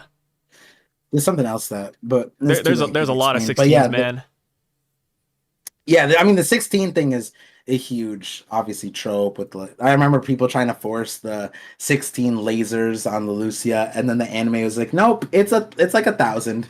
Like, that one was funny to me, where it's like, yeah, I get it in the manga, it's like they count as 16, but it's like, and then the anime is like, you said 16, we said 16,000. Like, Yeah, something like close you just, enough. yeah, it's like the numbers Now, there. now that Saturn's dead, what do you think about Katarina Devon's transformation?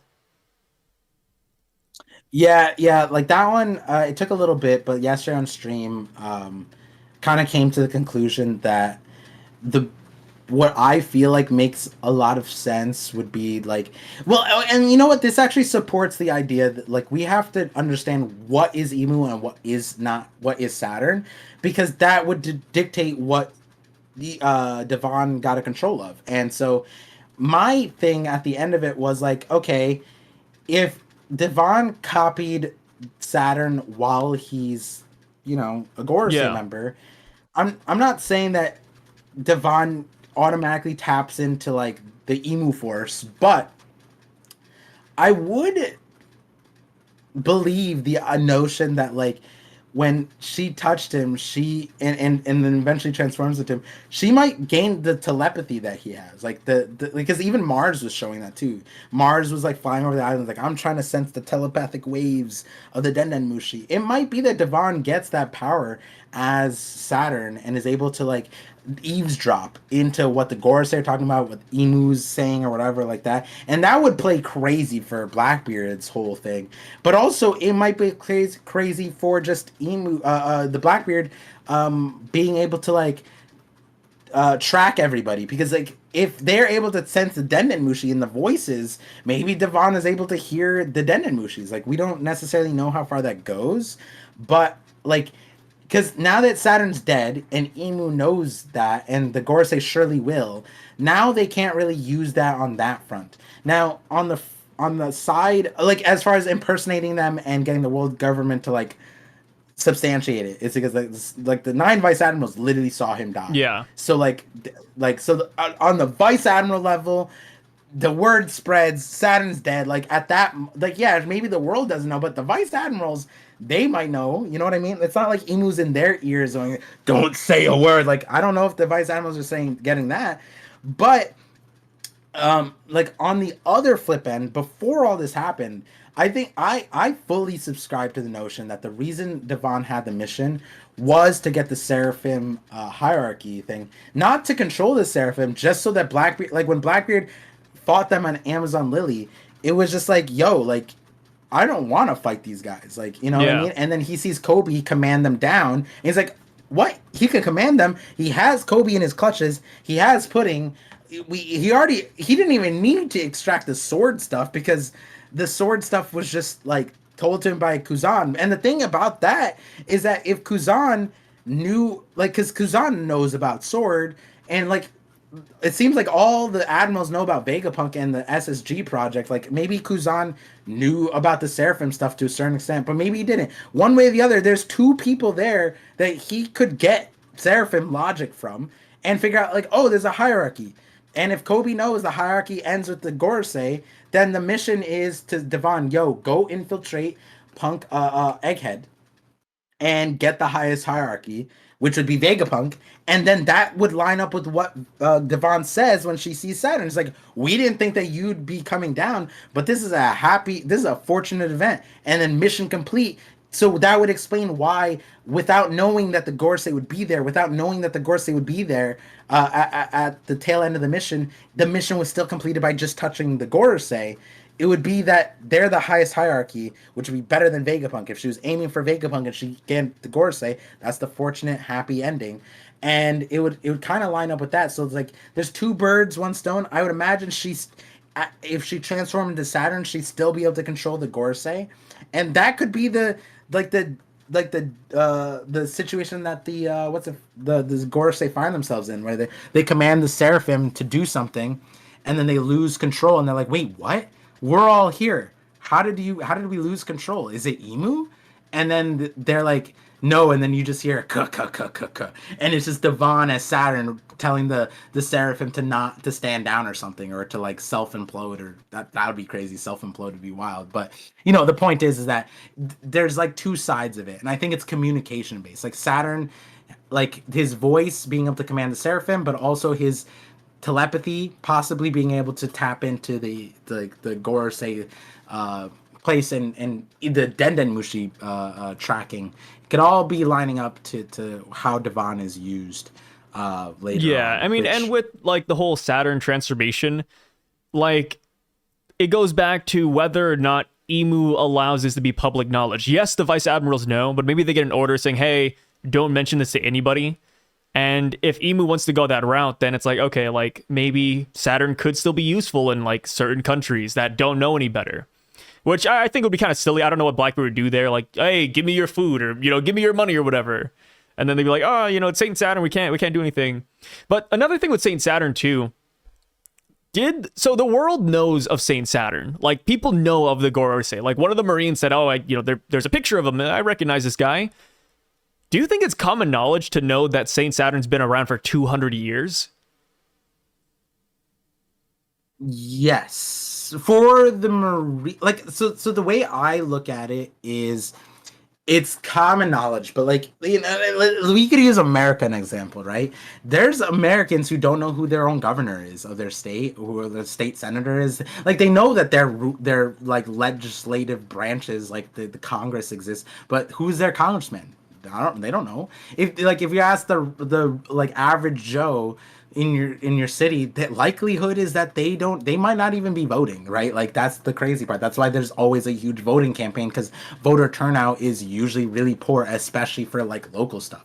And so when it comes to the Gorosei, like, they're so far removed from like the average person on an island, because they have their own, they're like subjugated by their government. The government making them pay taxes. The government's ruling them. They might not even know their own government. The government has the world government, and then it's the Celestial Dragons, who they hate. Do they know all the Celestial Dragons? I doubt it. And then there's the Gorosei on top of them. They probably know the Gorosei exist, but to them it's probably like a high ranking Celestial Dragon. It might not be like that knowledgeable of like the exacts.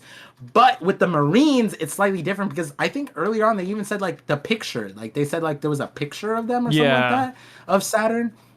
So like, I think that the Marines might know, but with the Marines, they're like locked in on the whole god status, right? Like, when Saturn was hit across the island, like, they touched a god, you know what I mean? So like, for them to know that they're immortal or been around for 200 years, I don't think it's that crazy or mind-breaking. It substantiates like, hey, these are gods, right? So like, that's where it's interesting, because like, am I talking to the military generals like as a normal person? No. You know what I mean? Like, are the vice admirals that accessible? No. Like, are they disseminating that information? No. The only way they can really do that is through Morgans. Is Morgans doing that? Probably not. Morgans could do that. The bigger question is Morgan, how much does Morgans know? I feel like Morgans should know.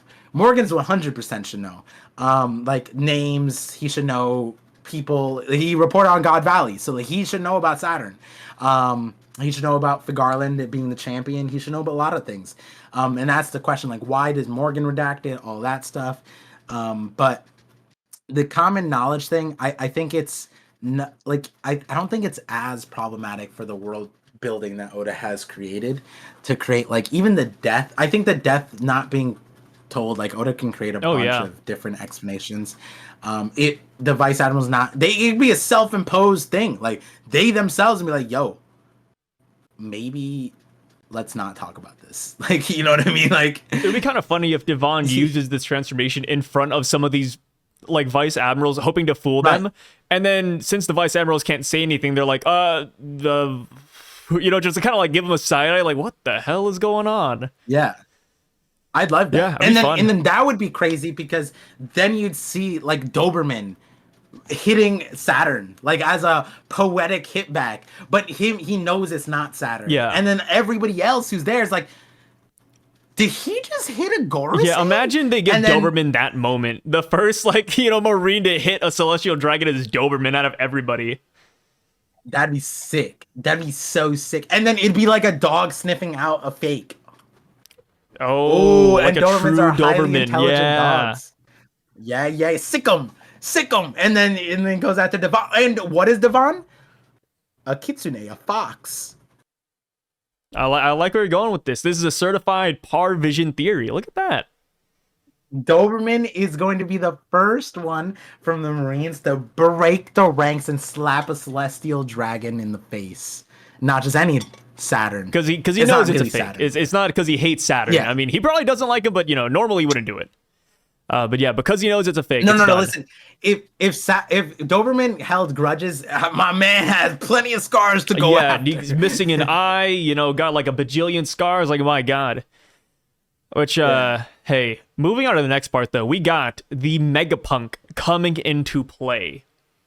Left arm of Atlas, right arm of Pythagoras, head of Edison, and body of Shaka. We have this abomination that just spawned Gagon. here. Yeah, it reminds us of Gagon, which, if you guys don't know what that is, back in an early SBS, somebody asked Oda what it would be like if Wapol, the guy who has like the munch fruit, what if he ate all the Straw Hats and spit them out?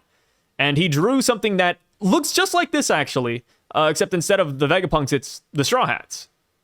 Super cursed, kind of funny, not the body I would go for, and yeah, it looks like they're going to hardest. I mean, they kind of beat around the bush. They don't exactly tell us what they're doing exactly.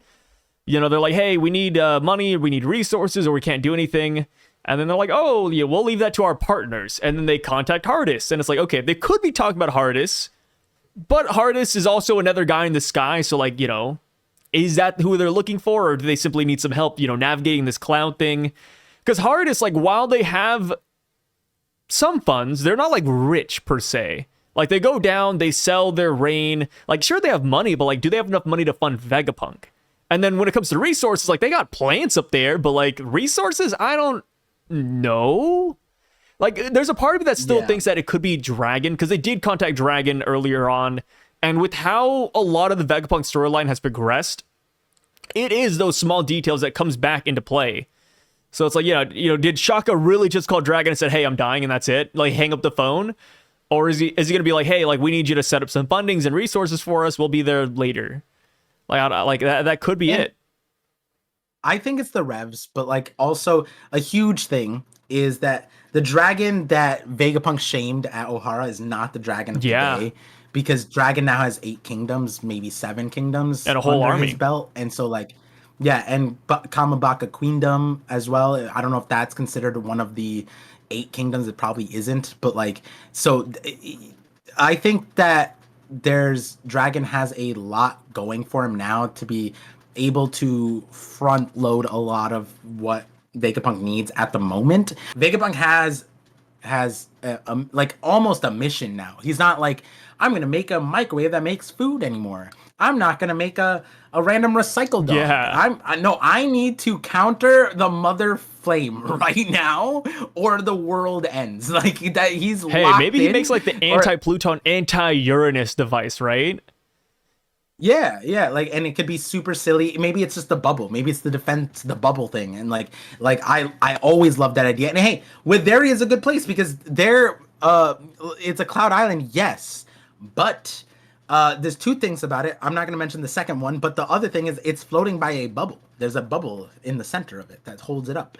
And so there, in that notion, that's super interesting. Now, you talked about hardest and funds. Now, the interesting thing about that is that they might have went through a time skip just as much as Nami did, because Nami is a business legend, making money, how to extort people, and that's the hardest in them. They were extorting kingdoms. They were literally going to places like, hey, I heard you have a weather problem. Now, we don't know if they're causing the weather problems. They easily could, but they're running down there like, seems like you have a drought. Seems like you have a lot of people starving. Look at us, we come from clouds, we can help you out. It's just gonna cost a hefty fee. And then you add Nami to that equation. Nami could easily be like, okay, so this is the game plan, okay? You make it rain over here, you make them starve, and then as hard as doing that, probably not. But like there's probably something that Nami did to benefit them. Like Nami 2 years in a place isn't gonna end up poor, I don't think. Yeah. Right? That's kind of what I'm like. So maybe they do have the funding. I don't know. But you said details matter. Now, clouds. Yeah, that's what Oda wants us to look at. Clouds. It's in our face, white stuff all over your face. Lots of people like that. But What's more important is getting tied up.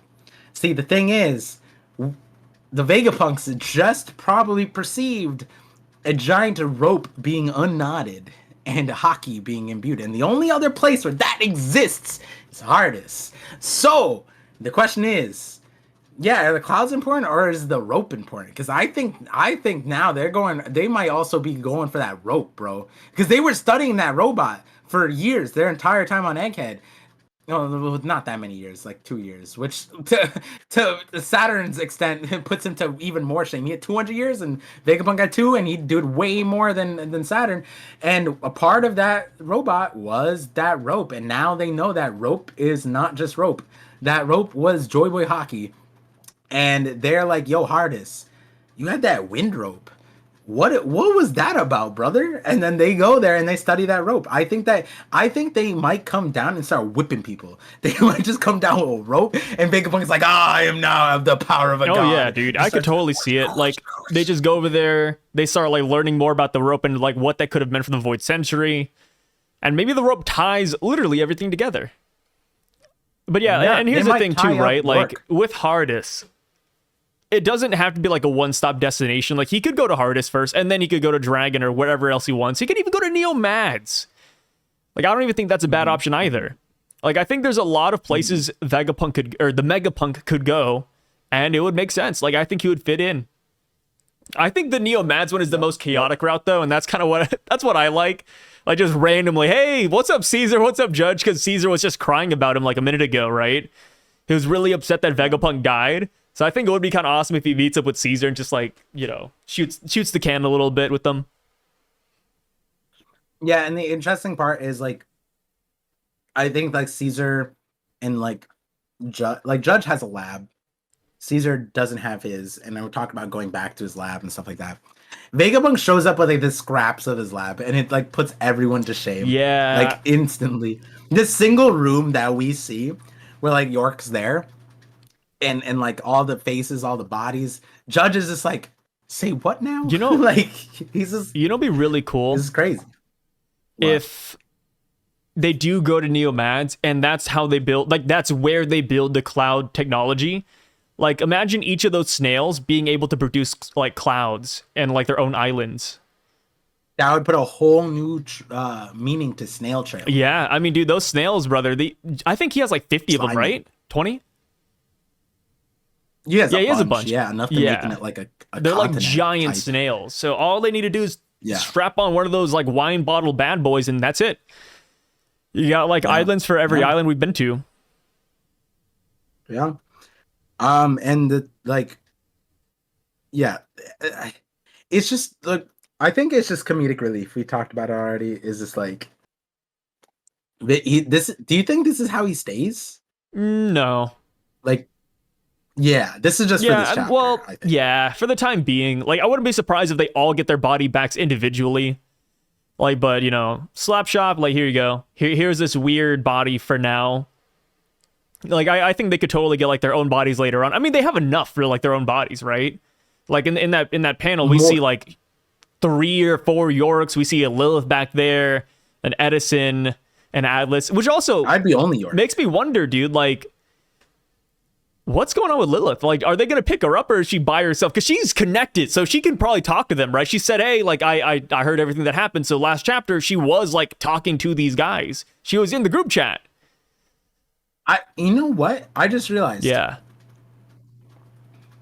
The reason why they can't incorporate York or Lilith, right? Like, to put that, this is actual, because, like, I want to point it out, right? Like, when Sai's doing the spoiler thing, or he's doing a chapter reaction, or I'm doing a live reading, we see this room, and it's our, you know, as Sai put at the very beginning, it's our primal, you know, our reaction, our instinct is primal. And, like, you see this room, you see that left shelf, and you ask questions. And the question is, what is Atlas saying about throwing out York? Like, why would you do that? And now that I had to sit with it, not sit on it, not sit, like, in it, not any of that. Now I sat with the idea. I realized the reason why they can't put York's body is because that might incorporate her personality. Mentality. Yeah, her personality and her brainwave. So like they have the arm, they have the leg, they have the body, they have one of each. But if they put a part of Lilith or the part of York, it might give them a direct conflict with the York and Lilith main body, which is now interesting because if that's the case, right? Like then like now I'm thinking what Lilith got might have been a part of Stella, maybe. Oh, like what? Oh, I see what you mean. Like what Atlas did to Lilith. Yeah, it might have given something related to Stella. Like, you know, remember like Bonnie, like Vegapunk gave Bonnie some kind of like trinket type thing. Yeah. We don't really know like what that was. Like, I think the theory was that was the command, like that helped give the command chip or whatever for the Yeah. Kumas. But like, we don't get that substantiated, right? It might be that Lilith was given up something prepared by Stella related to Stella. Maybe it's just like the top half of his head, like he's just there somewhere, like on her body somewhere. I don't know, but like maybe that's how she taps in because then it's like her knowing everything, and then you see this, and then they have like all of the Vegapunks like in one body, maybe, and but they don't have Stella. Maybe Lilith is now guided by a Stella. Maybe, yeah. Could be. I mean, either way, like when Yeah. it comes to this, do you think they're going to pick up Lilith? Or do you think they're just going to leave her to her own devices for a while? I think they don't pick up. Yeah. Stella said, I think twice, but one time, I always forget the chapter when I reference it. But he said, I have a mission for you. And that mission directly led to Lilith being the one who's going to leave on the Thousand Sunny. So because of that, and now we know the Void Fortnite. So like Stella didn't even know the full scope of everything, allegedly. And so like I think that both previous Stella and the modern Stella or post Fortnite Void Fortnite Stella came to the conclusion that Lilith was the one to go, and I think that there's a reason why. Oh, yeah.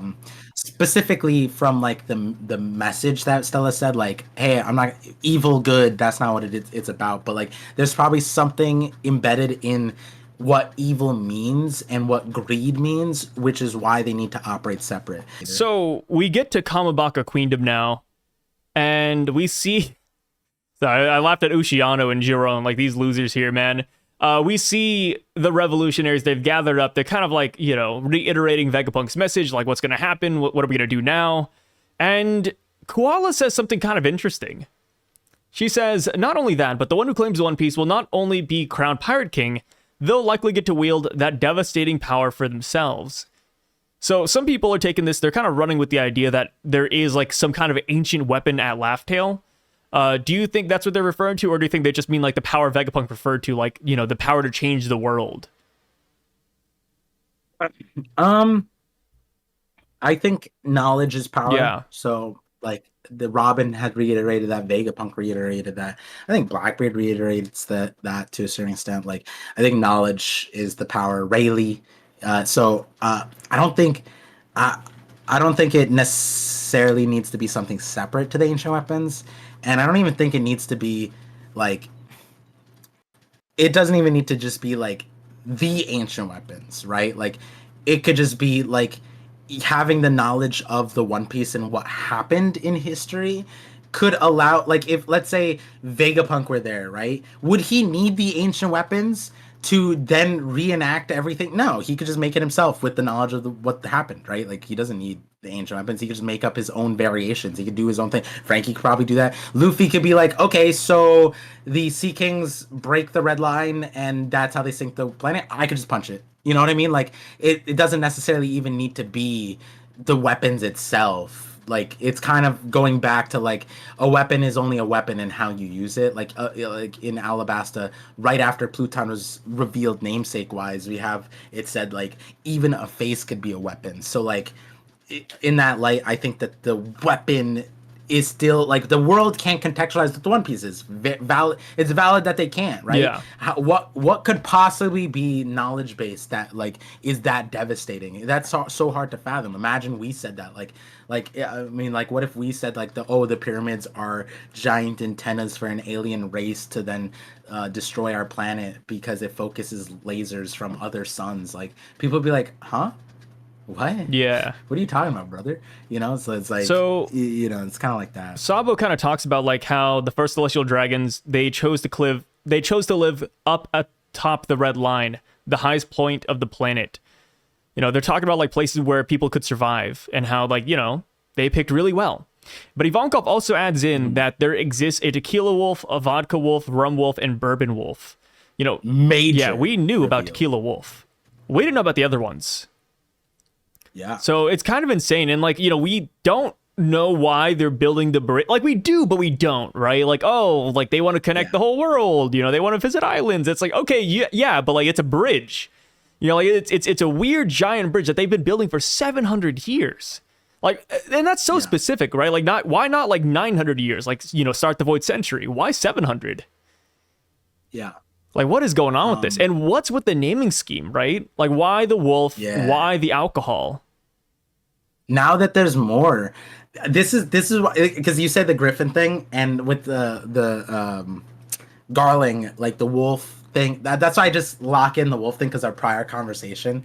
Because like I loved the idea just off a tequila wolf, like Shanks having the alcohol naming scheme, and then if Garland had the wolf like anthropomorphic thing, then the tequila wolf, oh, their family is the one making that bridge, and now we have 4 other bridges, and it could be that the wolf, you said it on me. like lineage is doing that, and that connects the dots of like that's like the love child of what Garling brought to the table with the wolf and the alcohol naming scheme from Shanks, and then boom, their family lineage made a bridge, which kind of like is what Shanks is, the bridge of generations.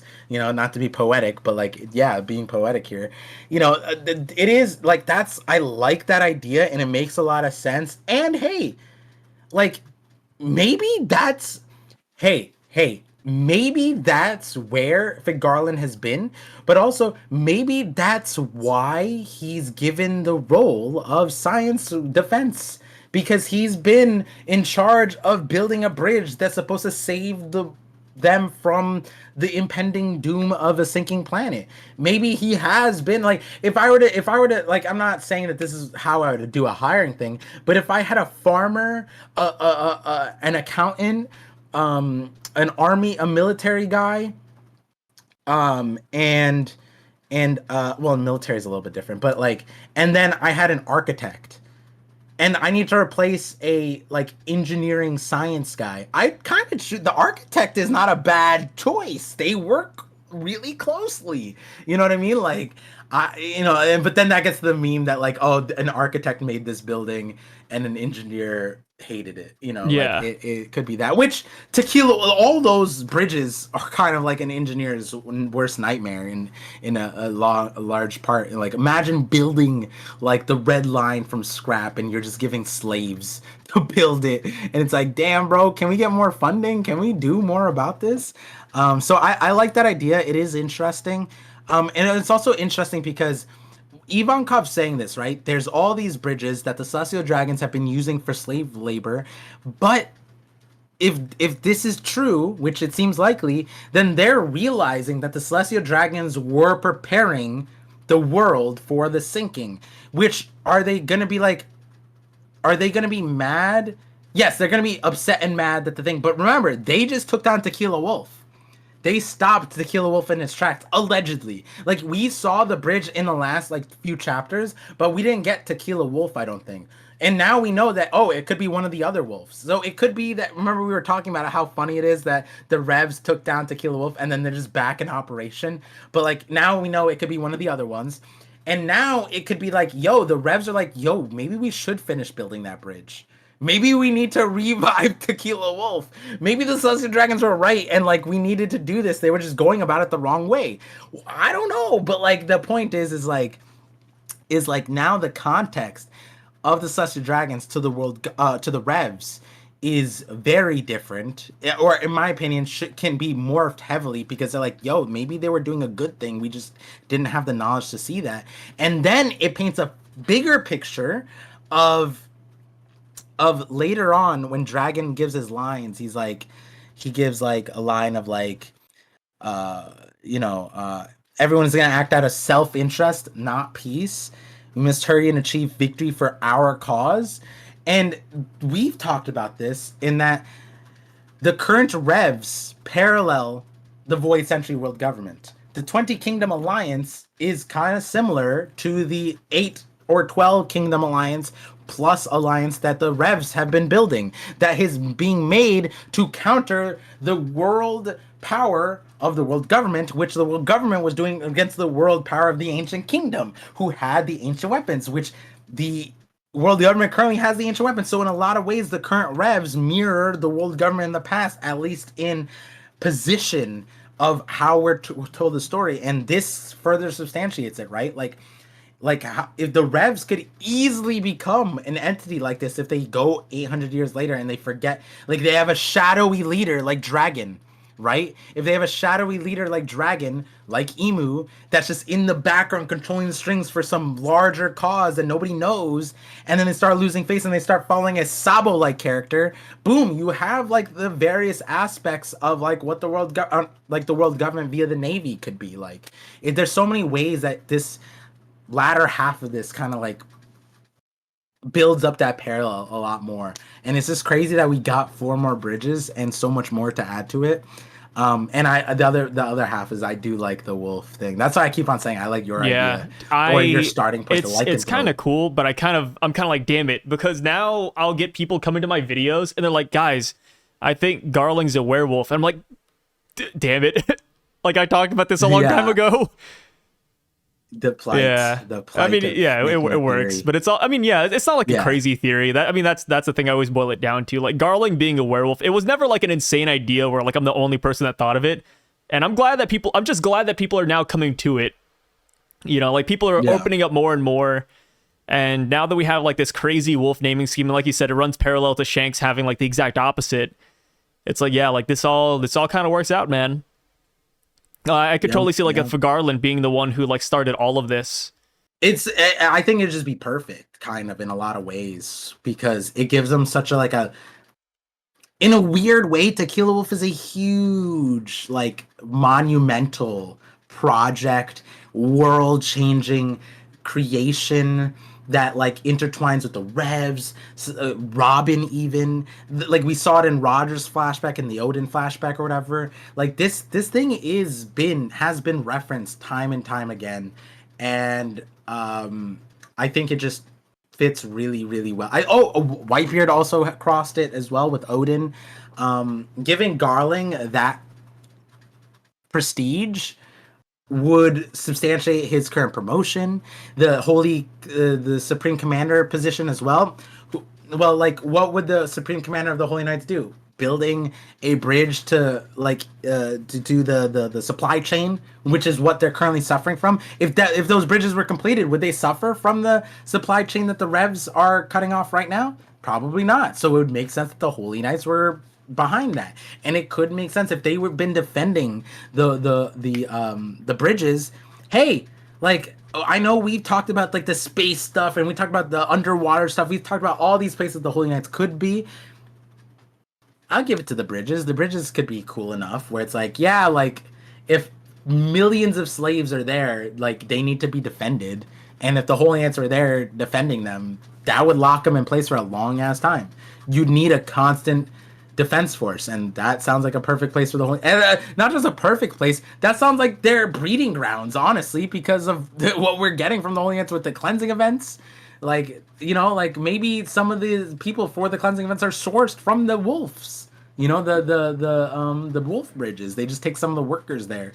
They're like, this is a good ass worker, let's slow down their production. They're working too good, let's go hunt them down like rabbits. Like these bridges, man. I don't know how, like, do you think they were meant to connect eventually? Like an intersection? That's what's weird, because we don't know the red line. Right? If the red line is the ancient kingdom, then it would make sense, because then the world government is then recreating the red line in their own way, right? If the red line was meant to be a world connecting bridge that connected like 2 giant continents that then sunk, then the world government building the wolves, we just don't know where the wolves are positioned, because we don't even see them connected to Merijois. We would see that. There's no shot that we wouldn't see that, or it wouldn't be related at this point. if they were connected to Mare Joie. Which then it's like, where are they connected to then? Are they being built from the opposite end to Mare Joie? And if that's the case, like 700 years, I'm not saying that they should have been built by now, but like, how far do they go? Because surely, like, a lot of people would see all of these. Yeah, movies. you Like, think that'd be like it would be everywhere, right? Yeah, like every sailor uses it as a checkpoint. You know what I mean? Like, oh, did you cross the wolf? The wolf bridge? You gotta be really careful. The holy knights are around there. You know what I mean? Like that's the weird part of the bridges is that they're so massive and we don't know the purpose. And if their purpose is to connect everything, then like where? What are they connecting and why don't people talk about them more? Yeah. You know? Yeah, dude. So it is interesting. I feel like the fight for the bridge is gonna come up pretty soon. I think that might even be how we like are introduced to the Holy Knights. Like maybe next chapter we get some Holy Knights trying to secure food, you know, going to countries and beating them up. Maybe some of them are repressing some of the countries that rebelled, and then the other segment of the Holy Knights could be atop the bridges and people are trying to climb them for safety, and then the Holy Knights kick them off.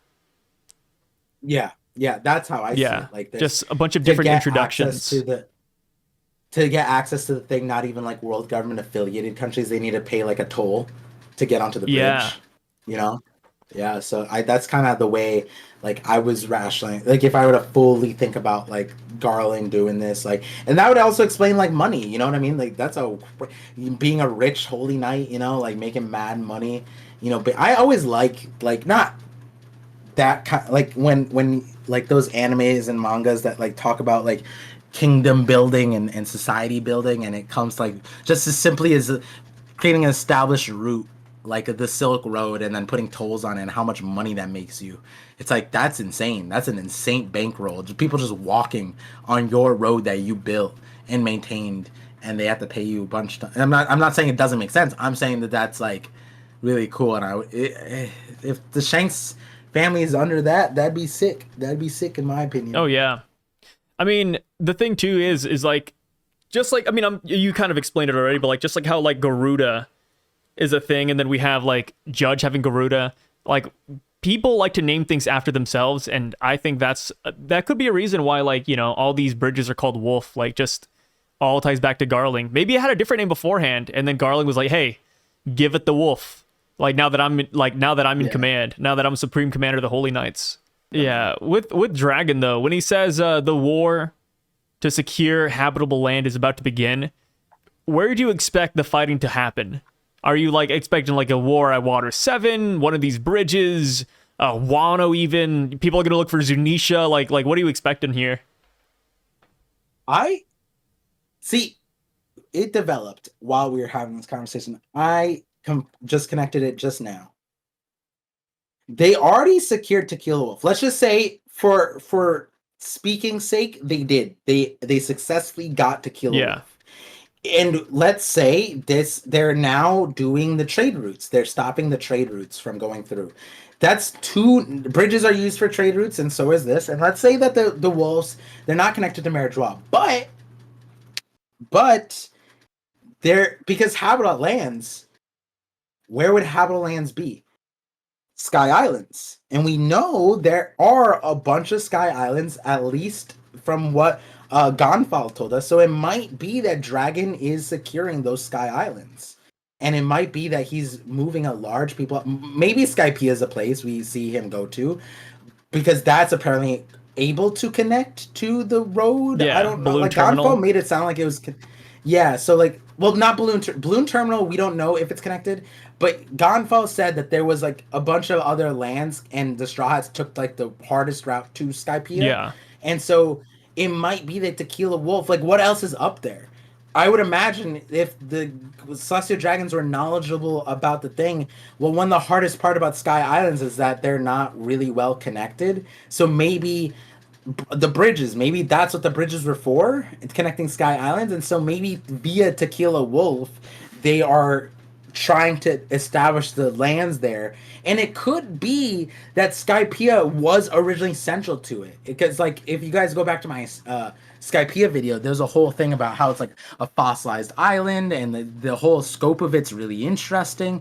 And so like maybe Skypiea played an entire role. And Hey, my first theory videos, and now a lot of people have made newer theories on it with a lot more evidence, is that like, it wasn't a secret. Like a lot of people already talked about even before my theory was just like the dragon, the tattoos that seems like Kalgara, that seems like Shandoran, and then my like attribution to it, like that I feel that I contributed, was like Garp's hat. When Garp was introduced, he had the same thing that the guy on Skypiea, the guy that was like the leader back in Kalgara's day, he had. He literally had the same face as Garp, and then he had the dog hat too. And I'm like, and then one of the training things that Garp did to Luffy was he threw him into a ravine, threw him into a jungle, but then he also tied balloons onto him and threw him up into the sky. And I was like, it might be that Garp has some kind of crazy Shandoran, crazy Skypian connection. We don't know how much the Marines know. We've never It really could even seen just be them hardcore foreshadowing. I mean, interact. like with Hardest, right? Like if Megapunk goes to Yeah. Hardest and then they go to Dragon, they could just work something out to where they send people to the sky, because that's what Hardest is known for, right? Like he's known for having Yeah. that balloon ship that takes him up and down from his sky island. So maybe he'll start like taking people from one place to another. Like Yeah, I and think that's then pretty possible too. the other thing to bring up in that scope is Hardis had very ominous words where he's just like, he almost regarded himself as like a controller of an ancient weapon, because when Nami was just like, wait, like we could use this, and like Hardis is like, hey, we got to be careful whose hands we put this in. You could easily be like something along the lines of this could be really destructive in the wrong hands. And so, like, we don't know what specifically he was talking about, but it was like the bubble stuff, the cloud stuff, and now with the like, Dragon being in the position that we're just talking about, like Emu-esque shadowy leader that is maybe the partner of Vegapunk, but then also gonna be tied with Hardis. It could be that they give Dragon the helm of whatever Hardis was wary of, and then the knowledge backed by Vegapunk, and then Dragon is the one whose hands it has to be in. It could all, yeah, exactly. It could be that. I think Sky Islands is going to be the next horizon, probably, which could make sense even for the Straw Hats, right? One of the biggest theories is that the canopy of the Atom Tree is in the clouds, is connected to the islands that Gonfall was talking about, which also fits Norse mythology in a lot of ways. So I easily see that. I can see all of the routes going to the sky now. Yeah. And this is why cloud stuff was really important, and now I'm glad, and that's where I'm like similar to you, where it's just like people are like, oh my god, Punk Records might be the moon. I'm like, yeah, guys, the Punk Records might be the moon. Not Punk Records, like there might be a previous thing similar to the Wolf thing, but I'm just happy that, like, I think that the expedition of this arc, expeditation, I don't know what the word is, but like how quickly this singular chapter moved, like so many plot points, is like ridiculous. And that's kind of like, I'm just Yeah. cloud nine with this So chapter. what are you expecting next chapter? If you had to take a guess, what are your predictions? I think like, so I asked you yesterday on stream, like how long until Elbaf, right? Because like we're in a transitional Yeah. part. We had the Reverie thing in between the other arcs, and then even in Egghead, we took a 10 chapter hiatus, like almost twice a little bit, like one with the flashback, and then again, 1079 to 1089 was Reverie, Revolutionary Army, Hachinosu, Winter's Island, Blackbeard. Like we did all that, Crossfield, we did all that. I could see us doing another like 10 chapter thing here, possible. And if we were to fill it, I think Holy Knights is the route. I think, like, given Garling and Dragon's focus here, Dragon literally said our next enemies are the Holy Knights, and then here we see the Supreme Commander of the Holy Knights being promoted. I think that there's a huge Holy Knight focus here, and so I wouldn't be surprised if we start getting, we might get Holy Knights revealed. like straight up in this thing. Like we might get like maybe 5, maybe all, maybe just position where they are, the new horizon, like where they were. It might be that the Holy Knights are all on Sky Islands. Maybe that's why we've never seen them. And that earlier I said like the Marines don't really we don't know the Marines policing the sky, but that might be because that's the realm of the gods. It might be that the gods have been doing that. And hey, as far as resources go, like yeah, we know that it's scarce up there, but like the other thing is like we don't know about the other islands. Like that was Skypiea, but we don't know about the other islands. Like we saw Balloon Terminal, Yarouge had that, and that one was interesting because there was a bunch of civilization there, like not sky, like cloud buildings. There was like real buildings there. And that being said, like who's to say that the God Knights don't have like crazy islands with like sky islands that have their own like ecosystem, own resources, and maybe they cloud over to Maridra and they supplement everything. Like the Revs were blocking all the ocean channels, but they're not blocking the sky channels, right? Could be that. Could be something like that. Oh yeah, I mean, like I feel like we'll take probably like 4 to 5 chapters before we get to Elbaf. I think we're gonna be deep into October by the time it happens. Like you said, Holy Knight stuff. We could get more stuff with the Revs. Finally, find out what they're gonna do. Maybe see a little bit about like the side factions, like Buggy, for example, because he is in the race for the One Piece. We haven't really seen much of that. We could skip over to Impel Down. We could tackle the whole Doflamingo situation. Even the Moria situation, I think, would be fun. There's Blackbeard, there's Shanks. There's so many characters that are moving that I wouldn't be surprised if Oda just puts them all in before we get to Elbaf and just get an update on them. And like this chapter, for example, right? We got so many different things all at once. We got Saturn, we got the VAs, we got Rob Luchi and CP0, we got Punk Records, we got like there's so much that moved in this one chapter alone that I think, you know, I'm not afraid of Oda like progressing multiple storylines at once. I think it's very possible. And on top of that, like one of the biggest detractors, like even like in Shonen history, is when you leave the main character. But within Egghead, 10 chapters, that's like 3 months, 4 months, we did not have Luffy. We went from Kobe, Hachinosu to Winter's Island, then we swapped to Sabo, did the Reverie arc, we went to the Gorosei Cobra, then we went to Bonnie Sabo again, then we went back to Hachinosu. Oh, and in between that we went to Crossfield, and then we time skipped, which we still don't know what happened on that day, back to the thing. And so that's a depiction of how Oda successfully kept us locked in on a story without Luffy for 4-ish months. Oh yeah, I don't think anybody's worried about that. Like, I feel like if anybody made it to this point of One Piece, they already know that we can survive without Luffy for a while. Like it's not that big of a deal. And here's the thing though. We can't survive without Zoro, right? That's why people hate Whole Cake Island. Oh my god! And like that one was a little bit crazy because it was like 5 years. It was like 5 years without Zoro. Yeah, without Zoro, and people hate like that was like one of people's main reasons, like the weird people's reasons for not liking Whole Cake Island was just like, man, we didn't have Zoro in that arc. Sanji took away an entire arc from Zoro. Nah, I remember going to Whole Cake. I was like, Sanji. It just reminded me how good the story could be if we spent more time with certain like characters. Yeah, because in that arc, like, you know, Nami, Brook, Chopper, like they all got a nice focus. But like with all the strides here in Egghead, it's like that's not possible because like there's so many of us and there's so many other characters besides us. So like at one point it's like, oh, like so many characters we care about. Yeah. And it's like, yeah, if we had like more time, if Oda wasn't an aging man who wanted to end the story like 5 years ago, then we would be able to get that, but it's not the case, which it's kind of funny because Oda did say he wanted to, end One Piece within 5 years, and we just hit the 5-year mark like a while back. And we're still trucking, dude. We're still going. We're not even at Elbaf yet. Oda has a long way to go. His time is never to be trusted. Never to be trusted, man. Yeah. But hey, with that being said, though, we're going to go ahead and end it there. Thank you again, as always, Par, for joining us on the Parcast. Thank you guys for watching. Let me know what you guys thought about this chapter down below.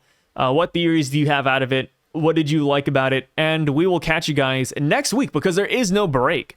Kind of insane. Be surprised if Oda just puts them all in before we get to Elbaf and just get an update on them. And like this chapter, for example, right? We got so many different things all at once. We got Saturn, we got the VAs, we got Rob Luchi and CP0, we got Punk Records, we got like there's so much that moved in this one chapter alone that I think, you know, I'm not afraid of Oda like progressing multiple storylines at once. I think it's very possible. And on top of that, like one of the biggest detractors, like even like in shonen history, is when you leave the main character. But within Egghead, 10 chapters, that's like 3 months, 4 months, we did not have Luffy. We went from Kobe Hachinosu to Winter's Island, then we swapped to Sabo, did the Reverie arc, we went to the Gorosei Cobra, then we went to Bonnie Sabo again, then we went back to Hachinosu. Oh, and in between that we went to Cross Guild, and then we time skipped, which we still don't know what happened on that day, back to the thing. And so that's a depiction of how Oda successfully kept us locked in on a story without Luffy for 4-ish months. Oh yeah, I don't think anybody's worried about that. Like, I feel like if anybody made it to this point of One Piece, they already know that we can survive without Luffy for a while. Like it's not that big of a deal. And here's the thing, though. We can't survive without Zoro, right? That's why people hate Whole Cake Island. Oh my god! And like that one was a little bit crazy because it was like 5 years. I think it was like 5 years without Zoro. Yeah, without Zoro, and people hate like that was like one of people's main reasons, like the weird people's reasons for not liking the Whole Cake Island was just like, man, we didn't have Zoro in that arc. Sanji took away an entire arc from Zoro. Nah, I remember going to Whole Cake. I was like, Sanji. It just reminded me how good the story could be if we spent more time with certain like characters. Yeah, because in that arc, like, you know, Nami, Brook, Chopper, like they all got a nice focus. But like with all the strides here in Egghead, it's like that's not possible because like there's so many of us and there's so many other characters besides us. So like at one point it's like, oh, like so many characters we care about. Yeah. And it's like, yeah, if we had like more time, if Oda wasn't an aging man who wanted to end the story like 5 years ago, then you know, we would be able to get that, but it's not the case, which it's kind of funny because Oda did say he wanted to, you know, end One Piece within 5 years, and we just hit the 5-year mark like a while back. And we're still trucking, dude. We're still going. We're not even at Elbaf yet. Oda has a long way to go. His time is never to be trusted. Never to be trusted, man. Yeah. But hey, with that being said, though, we're going to go ahead and end it there. Thank you again, as always, Par, for joining us on the Parcast. Thank you guys for watching. Let me know what you guys thought about this chapter down below. What theories do you have out of it? What did you like about it? And we will catch you guys next week because there is no break. Kind of insane.